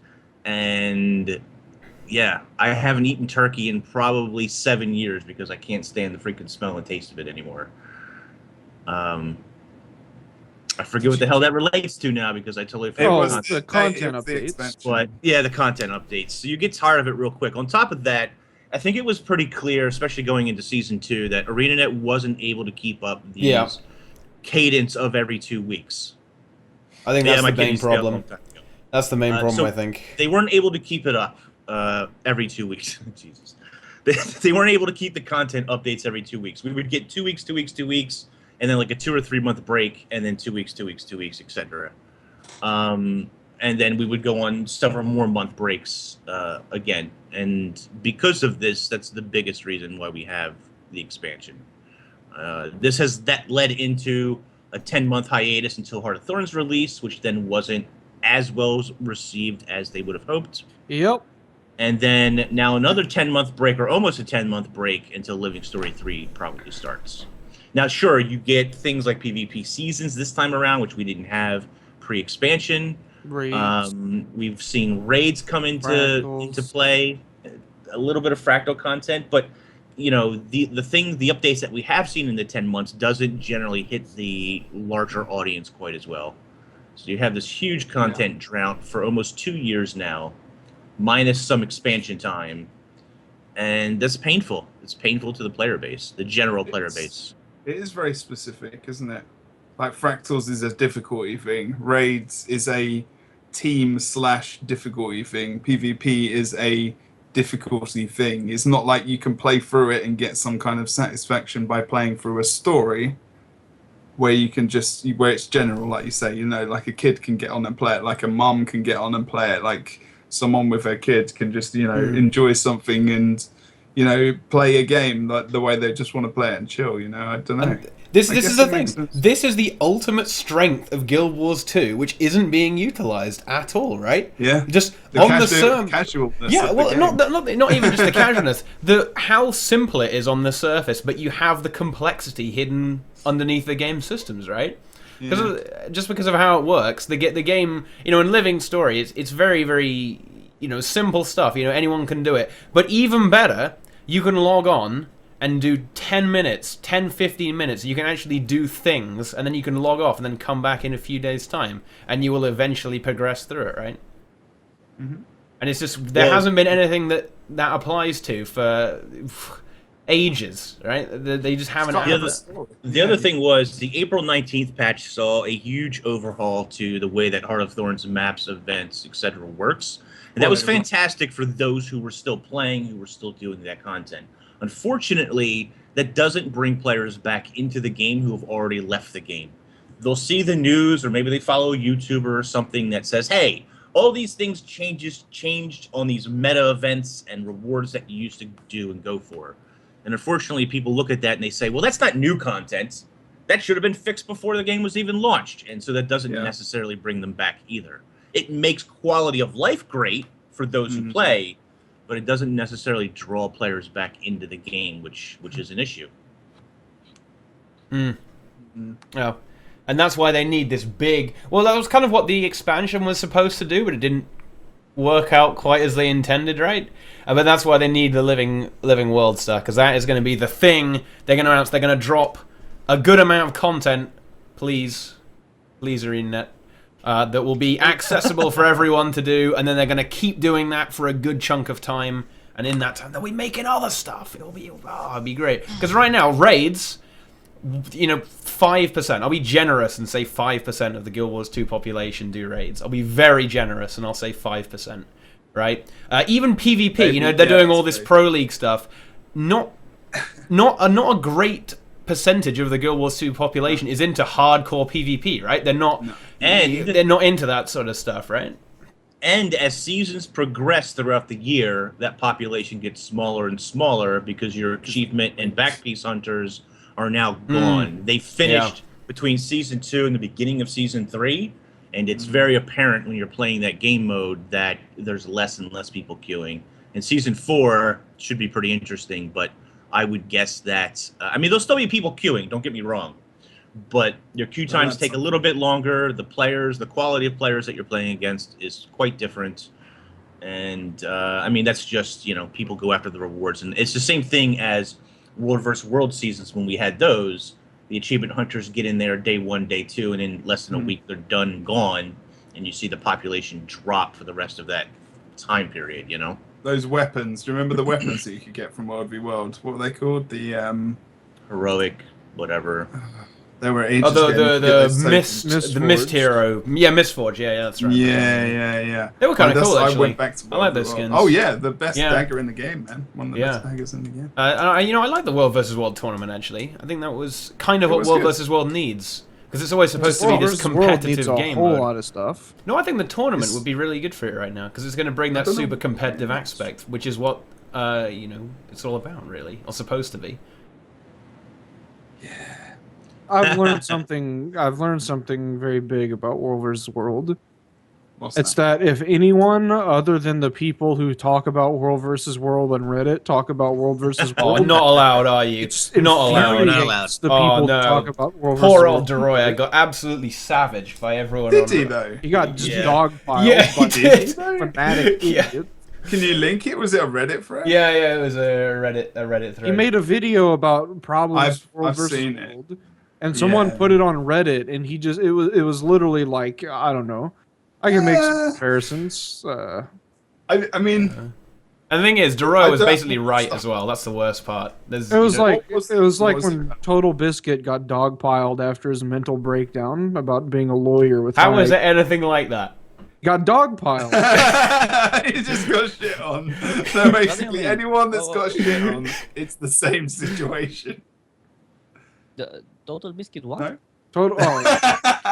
So yeah, Total Biscuit's a loon basically, and he decided to dying. go. Yeah, he's dying. Yeah, that's very sad. So I don't know. A while back, this was a while ago. He made a forum post about how he was a religious lawyer with an IQ that was higher than everyone else's.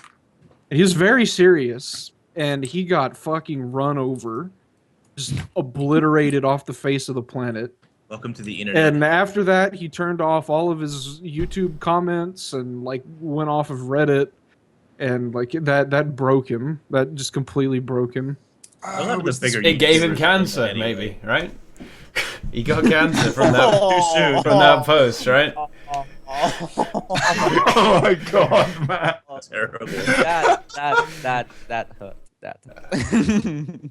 No, I like Total Biscuit. Total Biscuit's done a lot for the StarCraft scene, so Yeah, he's got a lot of respect from me. And I don't like his him, health but that's situation just- is very unfortunate indeed. His yeah. He is Only supposed to Keemstar would wish that on someone else. He is supposed to be a massive bell end, but yeah, I wouldn't wish that on anyone, unfortunately. I mean, Look, Jesus. Look, chat. How is that even bad to say that? Everyone says you get cancer from the internet anyway. It's just slightly more applicable in this context. Well, there was this one commentator that made a video about Total Biscuit saying that he hates reviewers and he thinks reviewers are the worst people on the planet because they're giving opinions about stuff they don't know anything about, and that he deserves to get cancer, and he's happy he's dying and stuff like that. Oh yeah, who was that? I'm not usually involved in drama, but that actually angered me a little bit. Like, Who you was it? piece of shit. I don't know, some fucking... I heard about that. Wow, that's terrible. I think that was Yeah. a few months ago. Yeah. it wasn't- yeah. I mean, the guy is dying in a very bad ways, and of course, Yeah. maybe what he wrote on Reddit could be from medication, because when you do Well, chemotherapy, you get a lot of frustration, medication, Stress, frustration, life, and the who fact that knows, you're yeah. dying and you had a family and all that stuff. Yeah. Of course, you're going to go wild a little bit. And there's this guy, there's this other guy. What's his name? The guy who does full challenges. Oh. Eats challenge. Yeah, Furious Pete. Furious Pete, he's dying as well, which Really? is really sad. Yeah, he got cancer, then he got rid of it, then he got a testicle removed, and now he has cancer again. And that's Oh my really fucked up. That's Yeah. horrible. Yeah, Yeah, this year is not great for that kind of that stuff. sucks. Yeah. Fucking bullshit. No, Helseth, he shaved his head because he needed to win Pro League. That's the only reason he won. Think about His it. hair was With his hair hair? was keeping him back. With hair, second place. Without hair, first place. Jebro. And what is this? So You were right. Bold is beast. Bold Hi, is Jebro, beast. how are you? Yeah. I constantly get Rom and Helseth confused. How? How? I did. What? They're They're both not even blonde. close. They're blonde European guys. Rom is a Viking. Helseth is waiting. not. You Europeans all look alike. They might Wow. be Swedish, or they might be both Welsh, but they just look the same. Sophie D is Welsh. Oh my god. Welsh Anyways, is- they did great. Euros. she needs to do some VR work. Oh, Okay. Anyways, we'll continue. Yeah, Rom and Helseth. Be inside the Nothing VR like- or just do the VR. Oh my gosh. So what are you saying?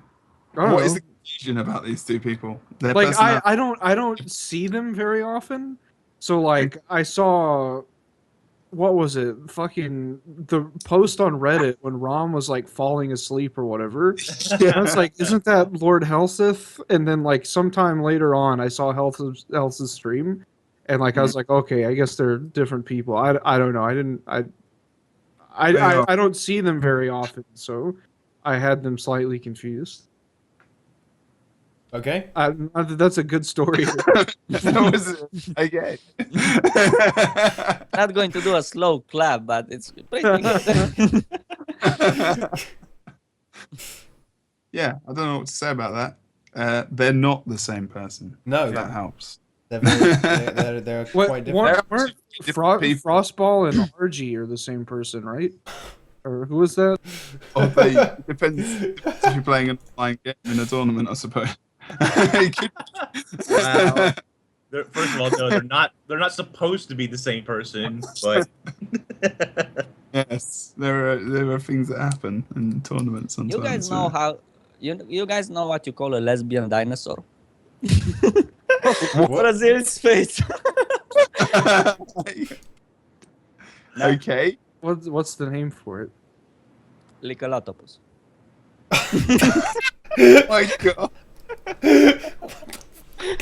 wow. Oh my goodness. Quality content, boys. There Quality we go. content. How about that? Oh, cards in chat. We should get card in the Skype call and just ruin it. Even more of a clusterfuck. Wreck Yeah. the stream for good. Ban from Twitch. I swear the most crazy shit. TeaTime. No, Oh, that was a good one. oh, dear. It's so hot in here. My God. That you're wearing your vest? Are you gonna take your vest off? I have too much chest hair and I rather not. Oh, I do too. I have some on there. It's underneath my facial hair. Next level is a string vest. Seriously, man. Just about I'm a little holes. dino. Something your dad wears, maybe. I don't know. That's better than don't they? Here's an interesting topic, actually, that was asked in chat ages ago. What would you guys say is Guild Wars 2's biggest flaw, and how would you fix it? Man. Then Um, make the name of the game. The name? its biggest flaw. My brother actually came up with a really good point the other day. He came up and he said, "So I was thinking about this. Was it your chin? His brother. No, What? A really big point? Oh. my Wow, brutal. God damn. Oh my God, I could have gone for a good joke then, but it's, Alright. who knows what I'm probably going to say, I don't know. But he said, you know Guild Wars 2, what does the name mean? And I was thinking about it and I was like, I'm not actually sure anymore. It's Can because you explain? it's because of Guild Wars 1 though. That's the problem. Because Because that's when Guild Wars actually made sense, because guilds would fight each other. yeah. And there Whereas were, now and it's- it was involved in the story as well. There were guild wars, Right. It And comes from the lore, yeah, the human lore. It's not in Guild Wars 2, is it? not really, Really? no. No, And- Guild Wars 2 has like no lore. Well, Like shoehorn nonsense. well, I mean, It's got no That's what story. I said.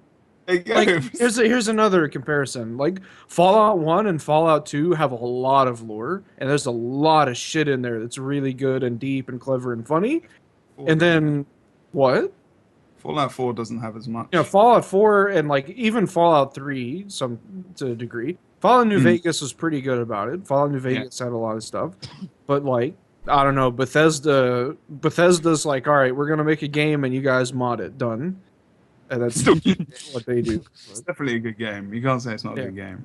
But Guild Wars 2, Yeah. like, in a lot of context, I do like lore stuff, but it's just Guild Wars 2's doesn't really interest me that much. I like the Flame and Frost. I think Flame and Frost, like the part with the Molten Facility dungeon and shit, that was like my favorite part of the Guild Wars 2 lore that there's ever been. And they took that out of the game because they had some vendetta that we have to be different from every other MMO and take content out of the game that we spend time developing. yeah, it was Whatever. a step. So, like, that's a problem. Like the whole like temporary content nonsense. Like another big flaw is that like they said Guild Wars 2 is not a grind, and then they put in like dungeons that you could just farm and to a degree exploit really easily, and just farm legendary weapons and like sell them and farm gold and sell them and shit. And like you can argue it's not a grind, whatever. But then Heart That's of a Thorns choice, came. yeah. Heart of Thorns came in the Masteries. It's literally an XP grind. Like the experience for the Masteries. I think I talked about this last week, and I said that a lot of stuff in Heart of Thorns isn't really a grind. It's just content gating.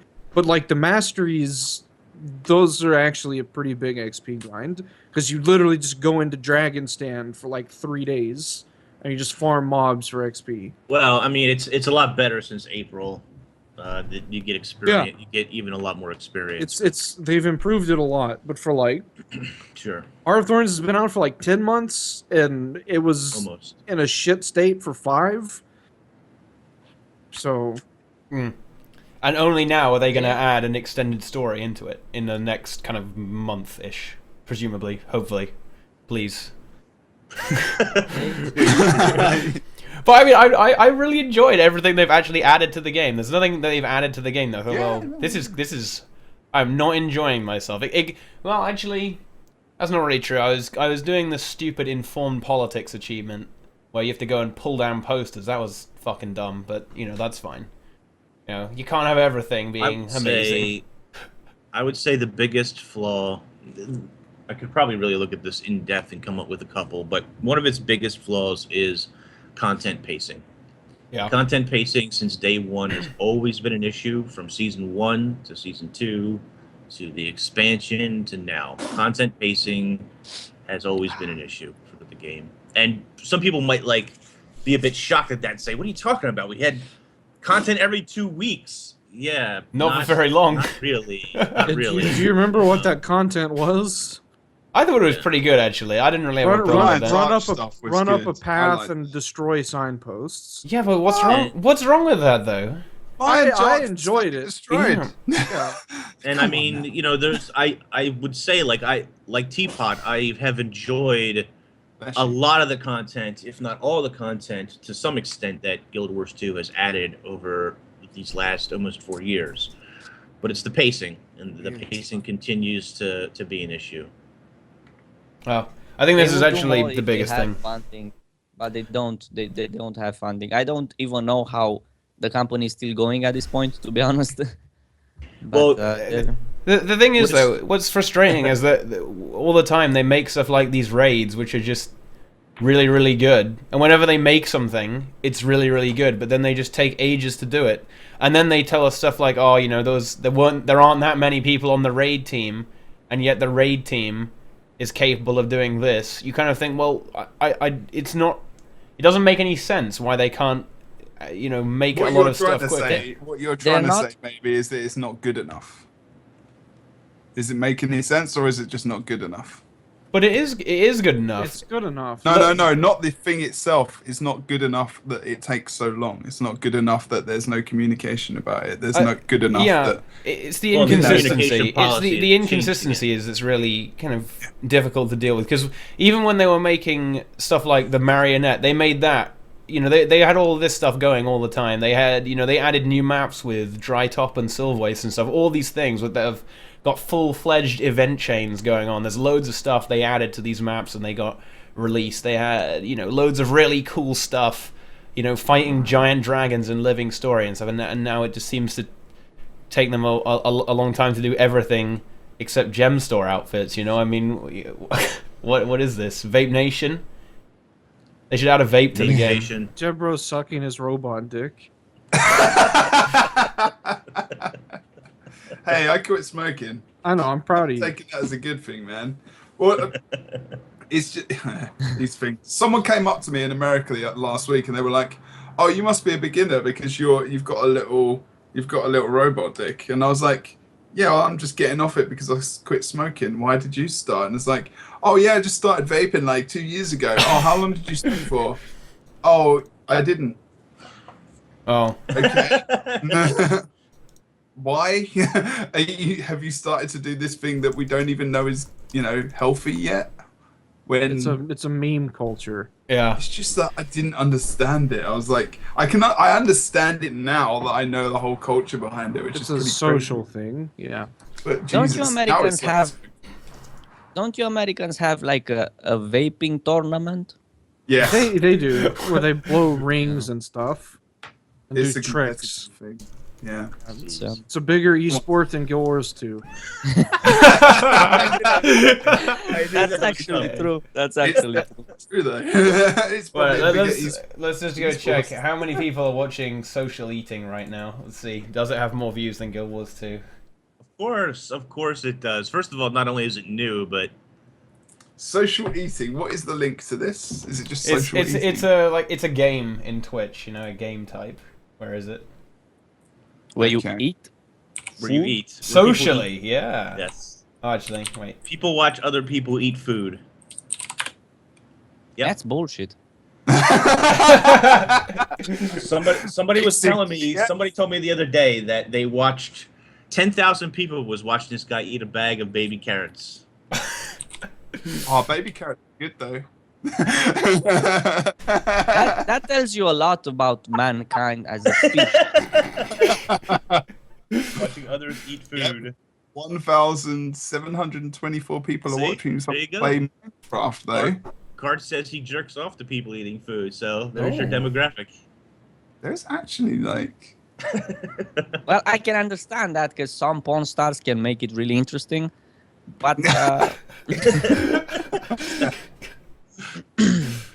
let's maybe Teapot, you need to just put the stream on the social eating. Please do that one week. Good to It switch all it hap- over. Let's just get over there. Social Eating. Yeah, We're done with Guild Wars 2. That Yeah. one chick right now is literally eating something and she's just got her boobs on parade. That is basically why she's there. I can do that. Everyone goes to Twitch and tries to find this person that I'm talking about. But she's probably very talented at eating food from her plate. Yeah. It's an audience, man, and that's what entertainment is. You find something that people like to watch and you do it. And That's you my new entertain. thing. Social eater. So Brazil, Venus- what would you say Guild Wars 2's biggest flaw is? Let's get through this. Let's get through this useful topic point. Probably me. You? Their biggest flaw. I don't know. I agree a lot with the content pacing. What? Wait, what happened? What? Just rip. Yeah, you always make. Oh.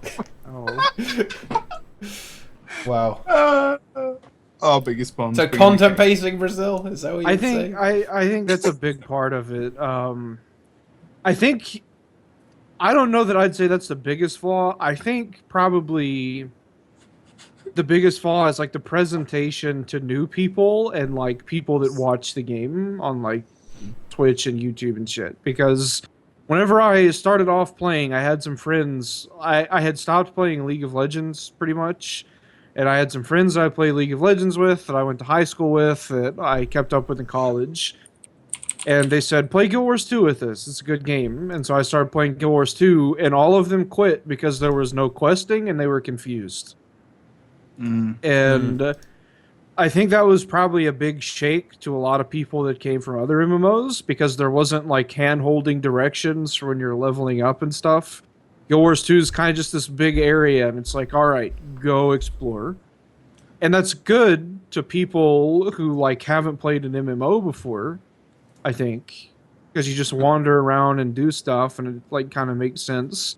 And like watching Guild Wars 2, like if you watch someone doing open world content, which I do from time to time, I feel like it makes a lot of sense. You're like, okay, they're going there, they're picking up pigs and they're throwing them into a pig pen.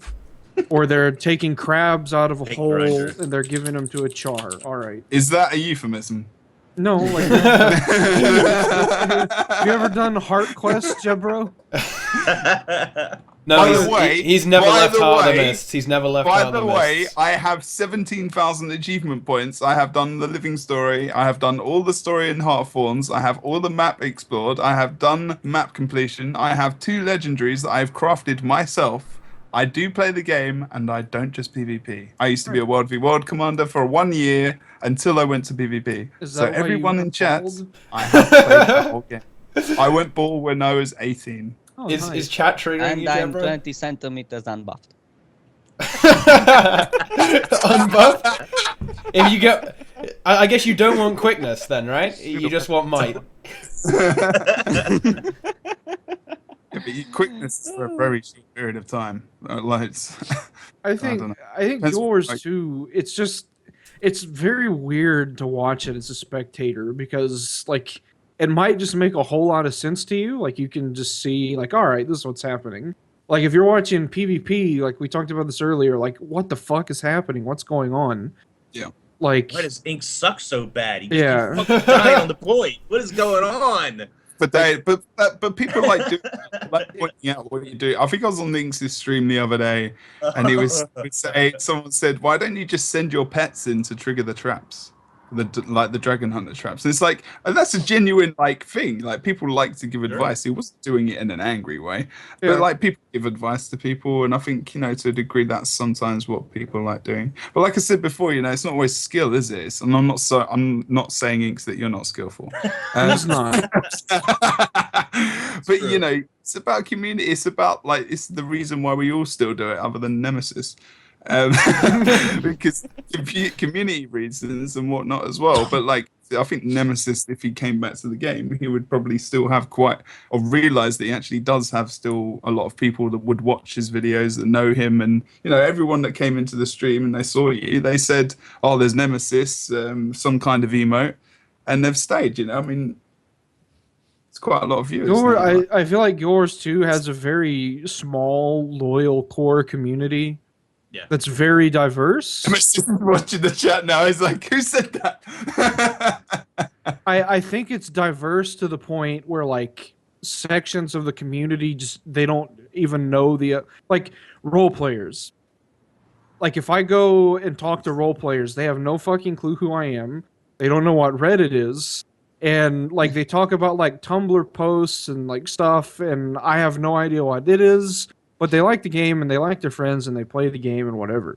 Like there's not very much overlap between the various communities, I think, and I think it's small. But I think the thing they all have in common and why they stick around is that they like to be mad about something related to the game. And like I really like this game, and being mad at it helps me like it even more in some weird way.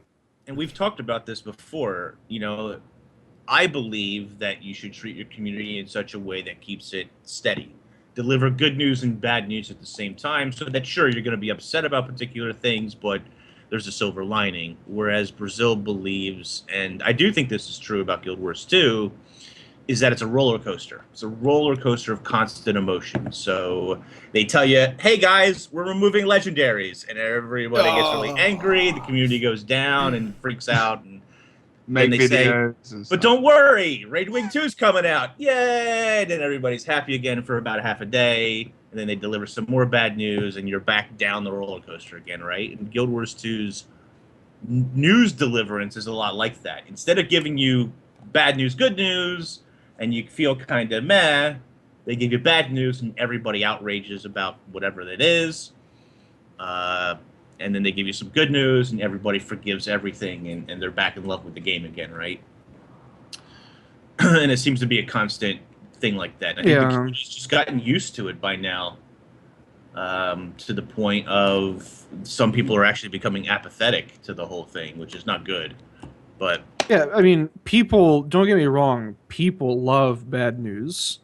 Like, if you don't think Complaining is people fun. yeah, people love complaining, people love throwing shit, and people love bad news.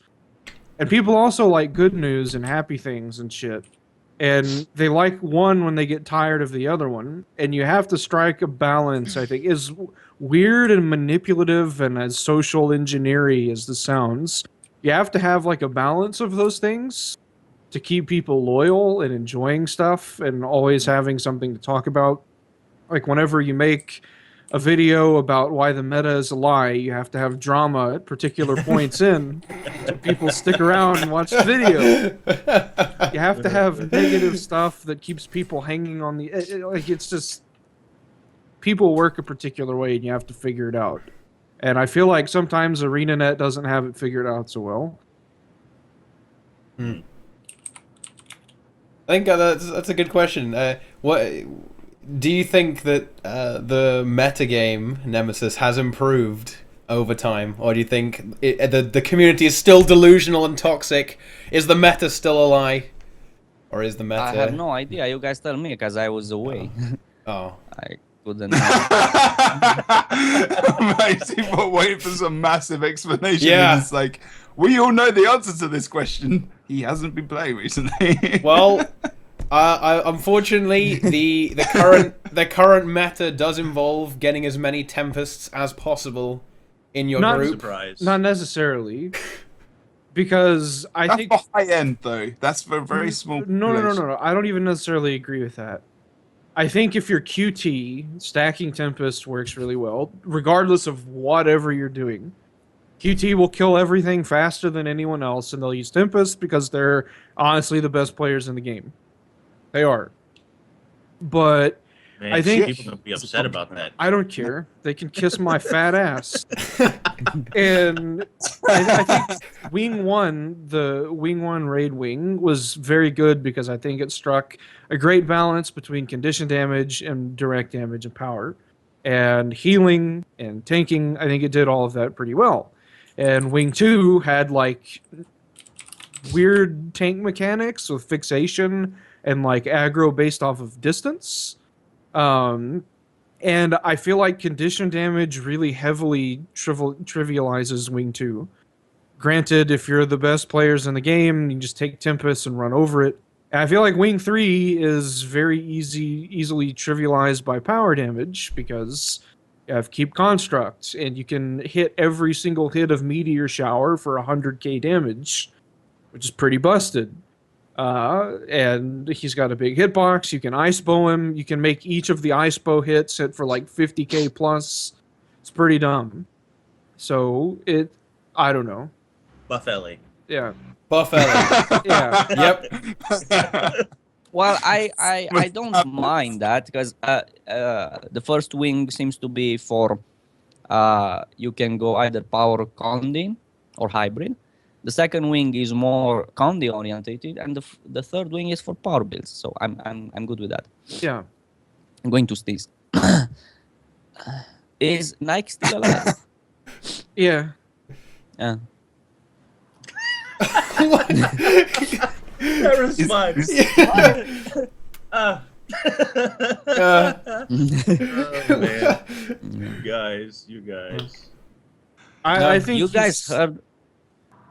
he's a that- bit more timid than he used to be, I think. Really? Who Why? is timid? I almost said something bad. So I Who are you almost said talking something about? so Who are bad. you talking- Card, oh my god. You're talking about Card, or you're talking about someone else? Don't worry about it. It's fine. I want to know. No, don't This is worry. the drama we were talking about earlier that keeps the community together. Remember, guys? You are responsible for keeping the community together through drama. I'm just warning you. I'm just warning you guys. There are certain individuals in chat who might be interested to hear what you have to say. All right, so don't be too mean. ArenaNet Paul. That Paul here. No, he's not here. No, he's not. It's just a joke. The thing with being timid, this reminds me of this article I read, and the title was "A high school bully not so tough after being molested." I'm like, what? What the fuck? Yeah, I guess that would do it. You guys heard they are releasing Diablo 4? I mean, they are working on Diablo 4. Why? Really? Gee, I wonder what's it going to be with. It's gonna be Hearthstone characters. They're gonna make it into a card game. How many better more times not. do you They better not. revive the villain? Like, come Yeah, on. I don't know. But The they're just gonna second time keep was doing okay. it. That's good. It's just gonna be I mean, Third it's time always they were about- pushing it. It's always about Diablo, right? Yeah. So- It's gonna be his kid. Actually, they'll call it Diablo, Diablo 4. Junior. It'll be like Guild Wars 2. It'll be called Diablo 4, and there won't be any Diablo in it. And then people Yeah, will be there you really go, confused see? why That's it's called a- Diablo. A secret running a great second or third or fifth. Oh, somebody made an ArenaNet Paul D&T name. Yeah, that's been around for a while. It's been around for a while now. Naughty, naughty. Yeah. That's brilliant. I didn't know they were working on Diablo 4, but that makes sense because ArenaNet Diablo porn. 3 is kind of on autopilot season update, whatever kind of Sucks. stuff. I never played Diablo actually. No, 3. Diablo 3. Good. So I'll describe it. I'll describe it for you. I know what it is. I You know run through a corridor and you kill mobs. So There you go. Oh, that is a good point, actually, Brazil. You know, the next Diablo might be pretty interesting for you. There was, you know, basically a female Diablo in Diablo 3, so maybe you'll mix it up a bit. So you might want to, you know, get your artist on that as well, you know? Diablo Futa, yeah. Yeah. I need a VR headset too. Oh god. I just got real for this. Oh boy. Okay, so you know one person... Wait, no, I don't know. Jebro, what's wrong with Guild Wars 2? What's the biggest flaw? Let's just bring it back. What's the biggest flaw in Guild Wars 2? I think you already answered this. Oh, did you? It was just more of a fake thing. It was just me having a laugh. Really, there's more serious. I've never really thought, oh, the game is the name of the game is the biggest issue. For me. Oh yeah. It's not something I've really thought too much. I don't really know. I'm trying to work out the reason why, because I used to play a lot more of the game. I used to play Dungeons. I used to play World v World a lot. I used to play like Fractals and stuff like that as well. The Living Story. When the seasons came out, like you're talking about the content, the regular content, I used to play that. Like I have guide videos. I have like 2 or 3K videos of just me running through and completing an episode, and it's just like, you know, I'm trying to think about why I don't play that shit anymore, and it's just like I have no interest in it whatsoever. It's like I have an easy answer for you, and Zach brought this up earlier. Guild Wars 2, like most games, is fantastic for a brand new player who hasn't played any of the game yet. There's tons and tons of content for you to go through, do, and enjoy. Unfortunately, myself, Brazil, Teapot, Jebro, Nemesis, we have thousands upon thousands of hours invested in the game. Myself, 8,000 hours. There literally isn't a part of the game I haven't played thousands of hours of at this point. But I'm in a very small area of the game. Like a very small area. Yeah, Heart of the Mist. I mean, you know, yeah, we can complain, but damn, when was the last time there was a new Conquest map, right?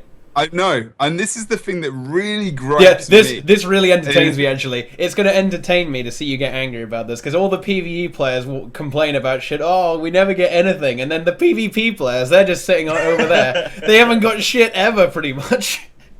I will go through the amount of maps that we have. Yeah, but you've lost maps, because you lost, got removed.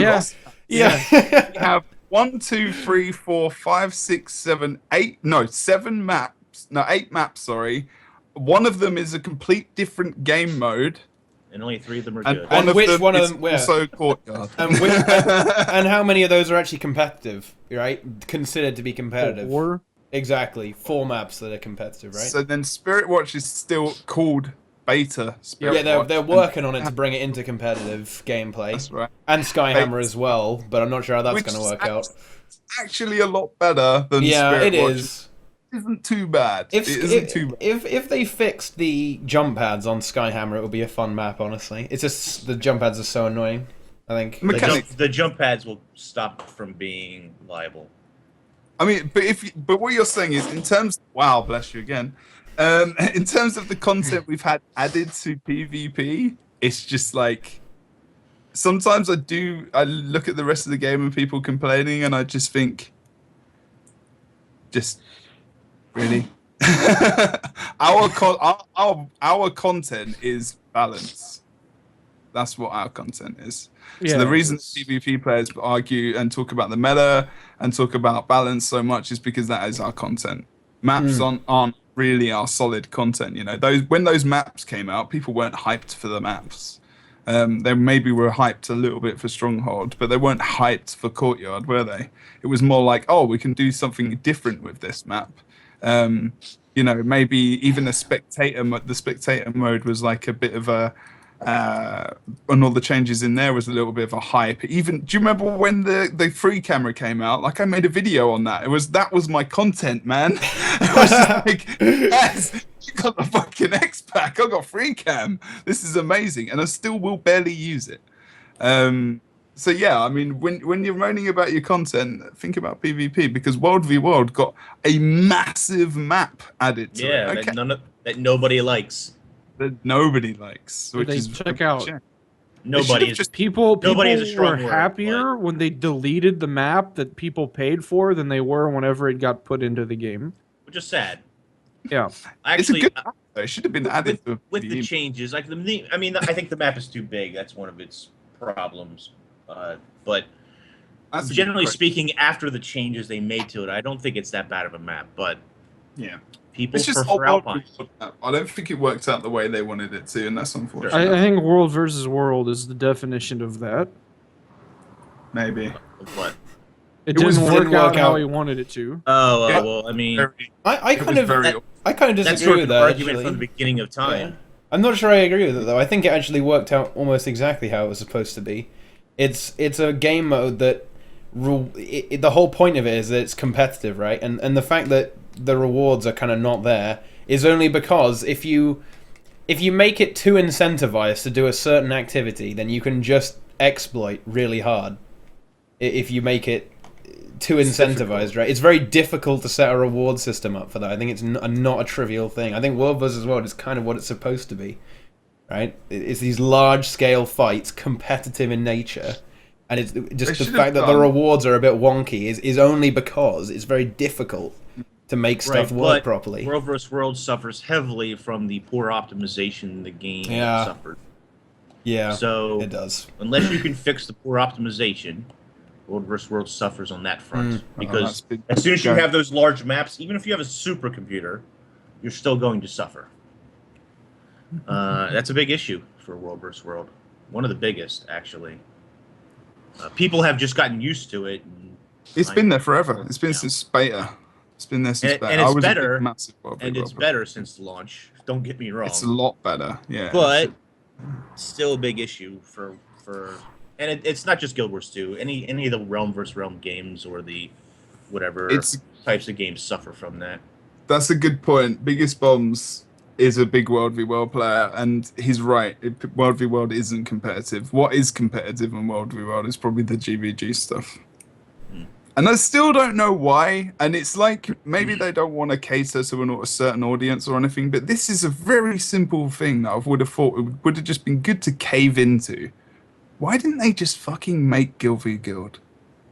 Why didn't they just do that as a thing? Why didn't they just bring the same mode from Guild Wars 1 and add it to PvP or something? I don't know. It just seems like there's always been such a massive thing for it. And I know people are making their own Guild v Guild communities, and they've all been doing this for a long time. I mean, I remember participating in the first GVGs back when, when they were all taking place at the windmill on the south side of one of the Borderland maps. I mean, And it was so good. part of the thing too is like how large a GVG are we talking about? Yeah, exactly. I don't 10 know. versus 10, 20 versus 20. I mean, to me anyway, there becomes a player cap at which becomes a lot less interesting. It gets very difficult. There's all those problems that we were talking about earlier, and vision and knowing what the fuck's going on, I suppose, as well. Hey, Nemesis has a point, or he's about to sneeze and he's just holding his finger. they could make one of the best things about World of Warcraft were the battlegrounds. Like, Yeah. Warsong Gulch was like one of my favorite battlegrounds ever. Love that shit. Do you have allergies? I have no idea. So they could make GVG, but in a battleground setting. And you can get the best people in the group, the best people in the guild to make like an elite unit versus another elite unit from another guild.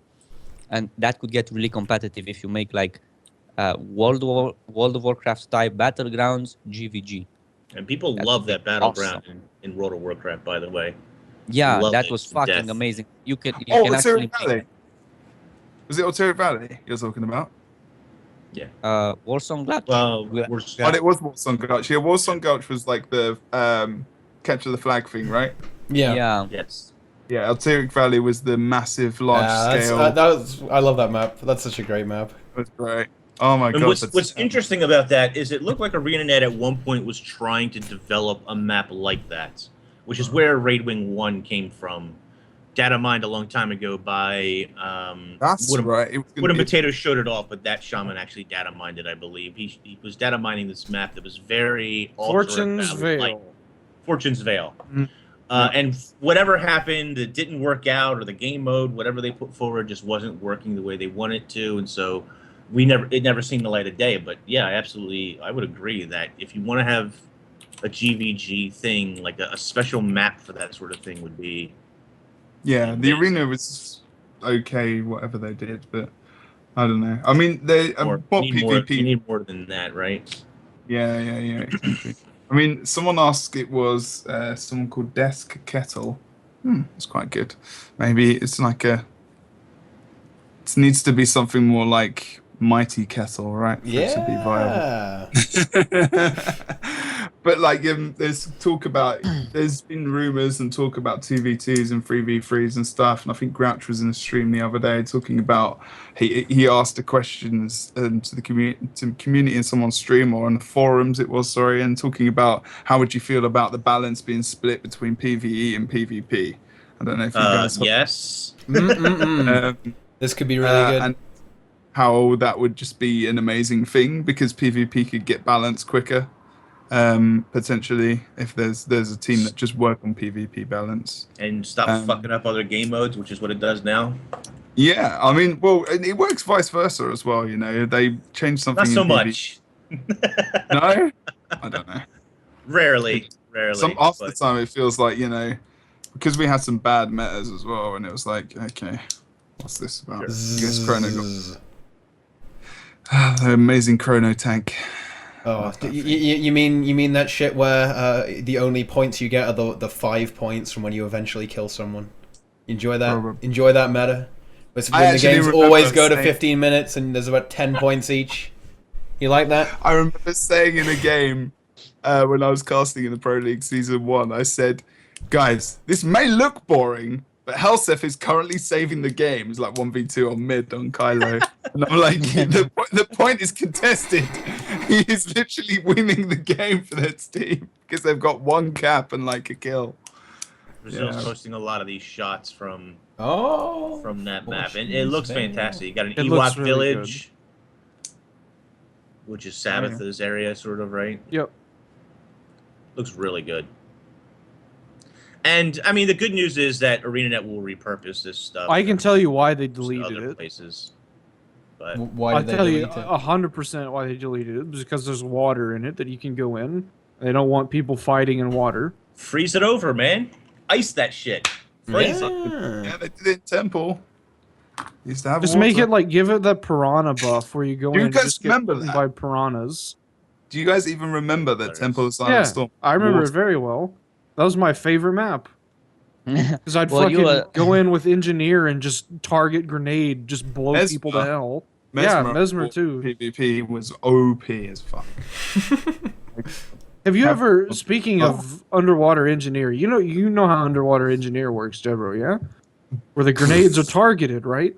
Yeah. So- well, that makes life a lot easier. So the way that water combat and terrestrial combat works is that it forces a stance. So when you go underwater, it forces a stance, and when you go on land, it forces a stance. And you can, with your World v World magic hacks, you can force the underwater stance on land, so you can target grenades with engineer on land, and you can just like wreck people with it. Like net turret, and then just grenade them with targeted grenades. Well, you can do snap to target to ground target. Yeah, you for that can, anyway. but they don't fly, they don't fly That's and not a map. track the people. All right, fair enough. So I that's literally the other day, because I never used that, obviously, and I completely forgot that was in the game. Yeah. Someone was like, "Why don't you just use this when you do PvE?" And I was like,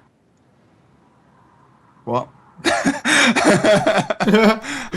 I didn't really think about it, and like water as well. I was just like, "Why have I been doing it like this?" And I was just like, "I just can't get used to it. I'd just rather do it myself." Thanks. I don't know.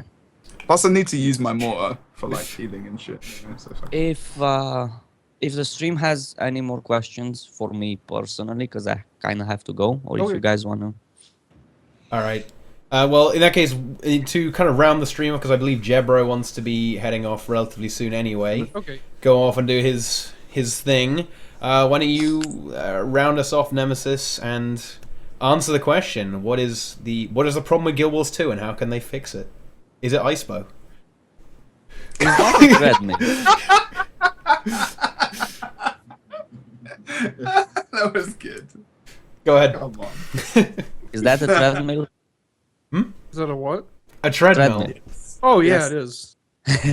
I'm going to sneeze. Be right back. Sneeze Fiesta. I didn't realize it was that funny. But Yeah. What's the biggest problem with You should have asked him if he uses it. That would have been. What? Well, you guys already said the lack of content updates, and another big issue for me, at least, is the general feeling, which usually comes from a great story. Like you literally cannot get involved in this game. Like if you want to do something epic and be part of something, you're like, look, more devourers, prisoners feeding prisoners to devourers, and the guy flops around and gets stuck in the lava, and you're like, oh fuck my life. So, and it's that's sort of what I want to say. There can be, I can talk a lot about, from sound effects to graphic choice to movement speed, how the character traverses the terrain, to colors, to everything. There's a lot of things that can be done a little bit better, but I personally prefer. I never did enjoy this Van Gogh art style thingy in the graphics. Oh, okay. The paint I paint never art enjoyed that. No. But some people seem to enjoy it.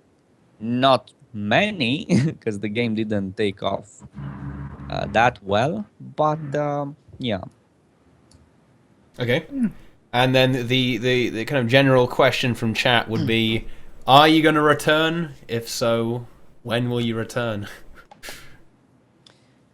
I might return to YouTube next year, but I don't think it's going to be gaming.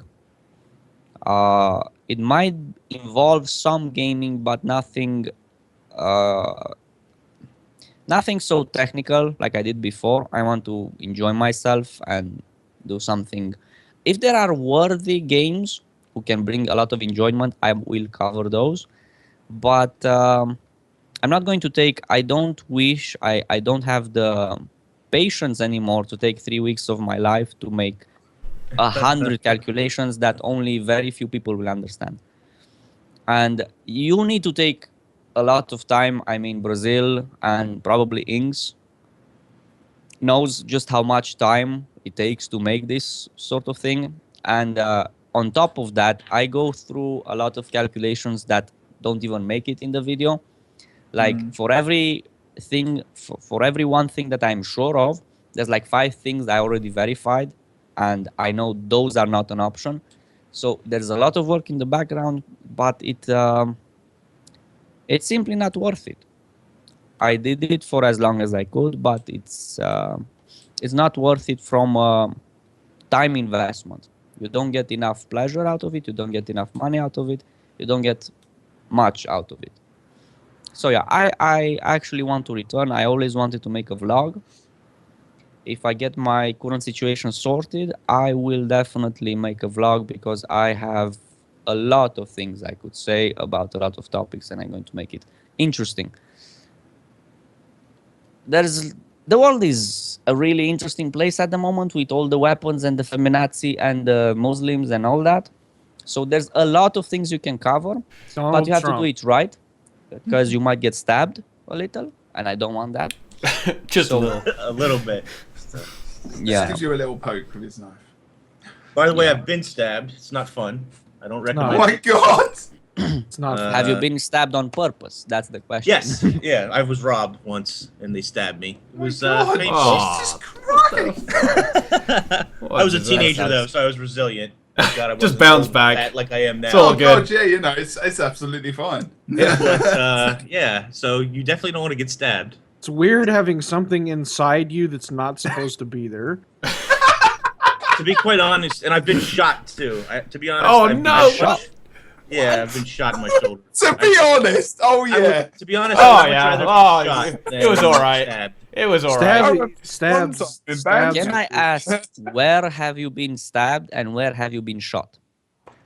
So I was stabbed in my left rib, the left side of my rib. Small knife, thankfully. Wasn't too large of a blade. That was in Philly when I still lived in Philly. On the west side, I was stabbed. And then when I was in the military, I was shot. Oh, Yeah. Fuck my You're- shoulder. Terry, the fuck? We didn't know this about this guy, but this guy's a badass motherfucker.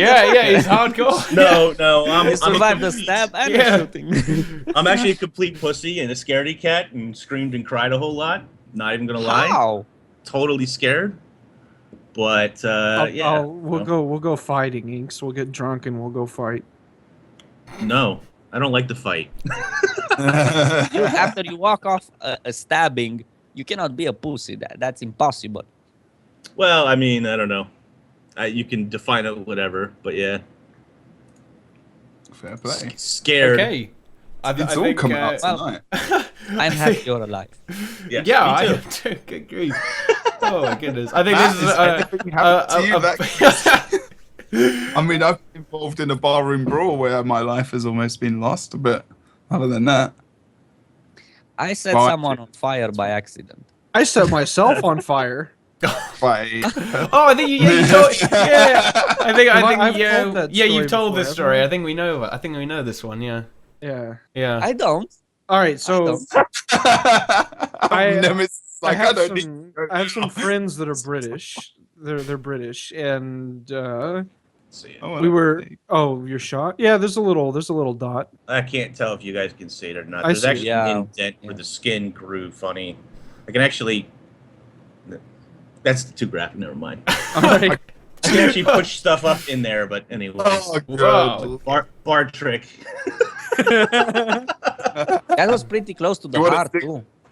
Mm. Like you're lucky you're alive. Yeah, for sure. That's fucking Thankfully, I was good. unconscious, so I didn't feel much. unconscious and then Someone shot you when you were sleeping. No. Well, I mean, I've been unconscious. Jesus Christ. I've been unconscious. knock him out, then shoot him. That's really unfair. Stripping Jesus. on stream. Yeah, I don't want to get Teapot banned.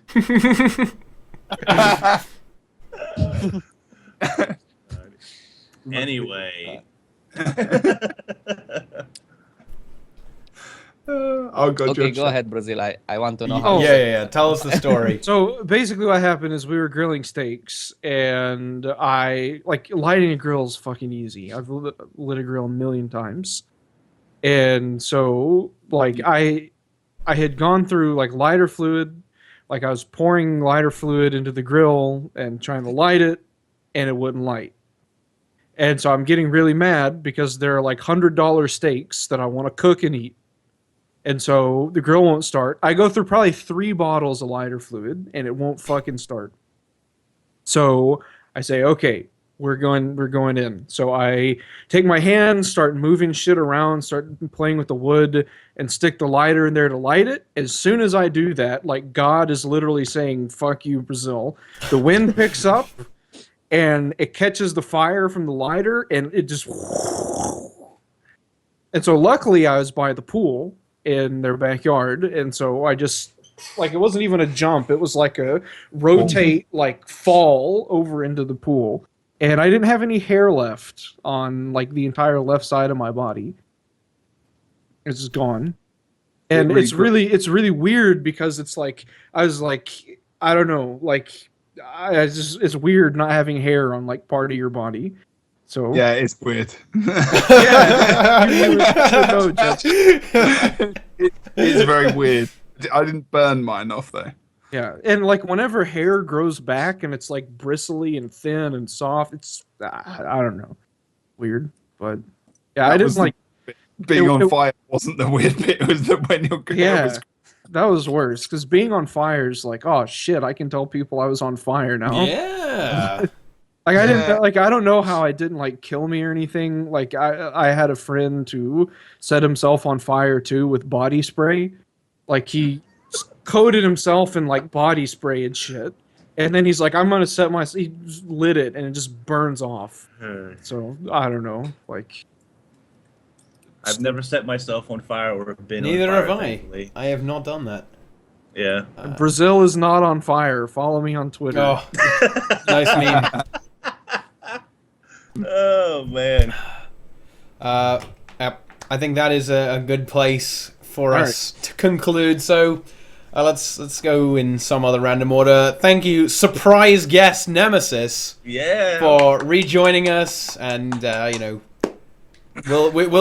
hope to see you in the future, man. We'll hope to see you return in whatever form that may be, and I'm sure everyone else here is looking forward to that. I don't think anyone has forgotten you, not even close. I think you'll definitely have lots of people waiting for you, and yeah, let us know when that happens, man. I mean, we'll be waiting. So. Thanks. I mean, if you want to go and yeah, if you want to go and check out Nemesis, there's loads of videos you can see, and I Am One and I Am Legion is his YouTube channel, and you can go and find that. Is that good enough for you, or do you have anything else you'd like to add to that? No, that's fine. All right. Thank you. Thanks for coming. And Jebro is here. Who are you? You do a lot of streaming right now. You're getting back into it. Why don't you tell us where we can find you? Vape Nation, Napevation. Napevation. Yeah, I can. Do you mind if I put my stream in the chat? Go ahead, absolutely. Well, you can just click my name. Yep. There is also a link to Jebro's channel and Nemesis's channel underneath the stream in the TeaTime section already. Yep. So if you guys want to go for that, you can go ahead and find that. Follow these guys. They do lots of great content, lots of good stuff. Do it. All my stuff's on my Twitch page, Twitter, and everything like that. And MightyTeapot is in the Unity stream team as well. Look at that. So is Inks as well. We got 2 people today. It's getting quite big now. It's getting quite good. Yeah, we've always got streamers online now, so it's good. It's nice. Good stuff. But yeah, you don't need to know anything else about me. I don't set myself on fire. That's another thing. There you go. That's a fun fact. And Here's my Twitch stream, and I don't set myself on fire. Very rarely on fire. We have the most loyal member of TeaTime ever. It is Brazil DNT. Brazil from the Death and Taxes Guild. Why don't you tell us a little bit about yourself? I like to roleplay that I'm still alive. You're role-playing a corpse role-playing as an alive person. Yes. I'm a ghostly infusion in someone's armor slot. That's all I am now. Oh, wow. Anyways, if you like what I do, which you might have some problems if you do, you can just Google, just go anywhere, Google Brazil GW2 or Brazil DNT. It still works. It's Twitter at Brazil GW2. YouTube, you find it, and Brazil DW2, and Brazil DNT. if you want somebody to hate on, you can hate on our last guest at MMO Inks. Perfect segue. MMO Inks. He is also here. Oh shit! Tell us a little about yourself. Tell us about how close you are to Diamond, Inks. Easy. I'm 2 pips away. 2 pips. Actually, 1 win. If I just get 1 win, I'm in Diamond. But yeah, I've been streaming a lot more on Twitch, so that's good. And of course, Twitter and YouTube, it's all MMO Inks. You can also follow my social eating channel. That's my new thing. it's oinks, so you can just come over and watch that's good. shit. Yeah. It's gonna be fantastic. Don't miss out on me eating like a whole Turkey bag of sandwiches. Yeah. Just turkey. I only eat turkey sandwiches, nothing else. There is no other food on this planet. Did you ever change the sauce up? No, Did you ever put sauce on it? no, Same sauce. no sauce at all. No I sauce. don't eat sandwiches with sauce. Then maybe you would have enjoyed them more. Yeah. I couldn't have like mayo and shit like that. I hate sauce. To be Yeah, fair, sauce. I was way thinner than I am now, so maybe I should go back to just eating turkey sandwiches and nothing else. Ah. Fuck that. Before we finish, I have a story about mayonnaise. It's pretty funny. So I still to this day have a friend, and his dad is incredibly frugal. His dad is the most frugal person I've ever seen. He asked me one day, I was at my friend's house, we were getting ready to leave to school. He said, Brazil, do you want to take a lunch with you? I can make you a lunch. I said, yeah, sure, why not? So he makes me a sandwich with like turkey, cheese, mayonnaise, and he says, oh, I forgot to ask you, do you want mayonnaise on it? And I said, I'm not really a fan. If you made it, that's okay, but whatever. So he was like, oh, no, it's no problem. So he takes the bread off, he turns on the sink, he washes the mayonnaise off in the sink, puts the sandwich back together, puts it in a bag, and puts it in the lunch sack. And I was just like, all right. Yeah. He didn't want to waste the bread because he was that frugal that he washed it off in the sink. Your friend sounds interesting. Fuck. Yeah. That's nasty. Delicious. Water with. There's only me left now, so Yeah, all right, I mean, bye everyone. yeah, I don't count. But yeah, if you enjoyed this, and come on, this was a good stream, guys. This was a big clusterfuck. That's exactly how we like it here on this channel. We've got Sneeze Fiesta. It's worth every 0 penny you spent on this stream. So, following it, that is basically one follow is 1 cent. Okay, except no, it's not. That's not how it works at all. But yeah, if you want to come back, there's a lot of things that happen here. Follow the stream. Don't follow unless you're going to come back. Only because that's the point. You don't want to just be a mindless part of a number. You want to be a part of a living community. It's exactly what you want to be. Then go follow everyone on Twitter. Follow all of these guys. Subscribe on YouTube. Follow Twitch. Follow Twitter. Read the tweets. Educate yourself about life. We're going to go host Sam. Sam from the Snow Crows, Snow Sam, and I don't know what he's doing. He's probably doing something good. We'll go and find out. As much as Jon Snow. Yes, absolutely nothing. So yeah, see you guys later. Farewell, my friends.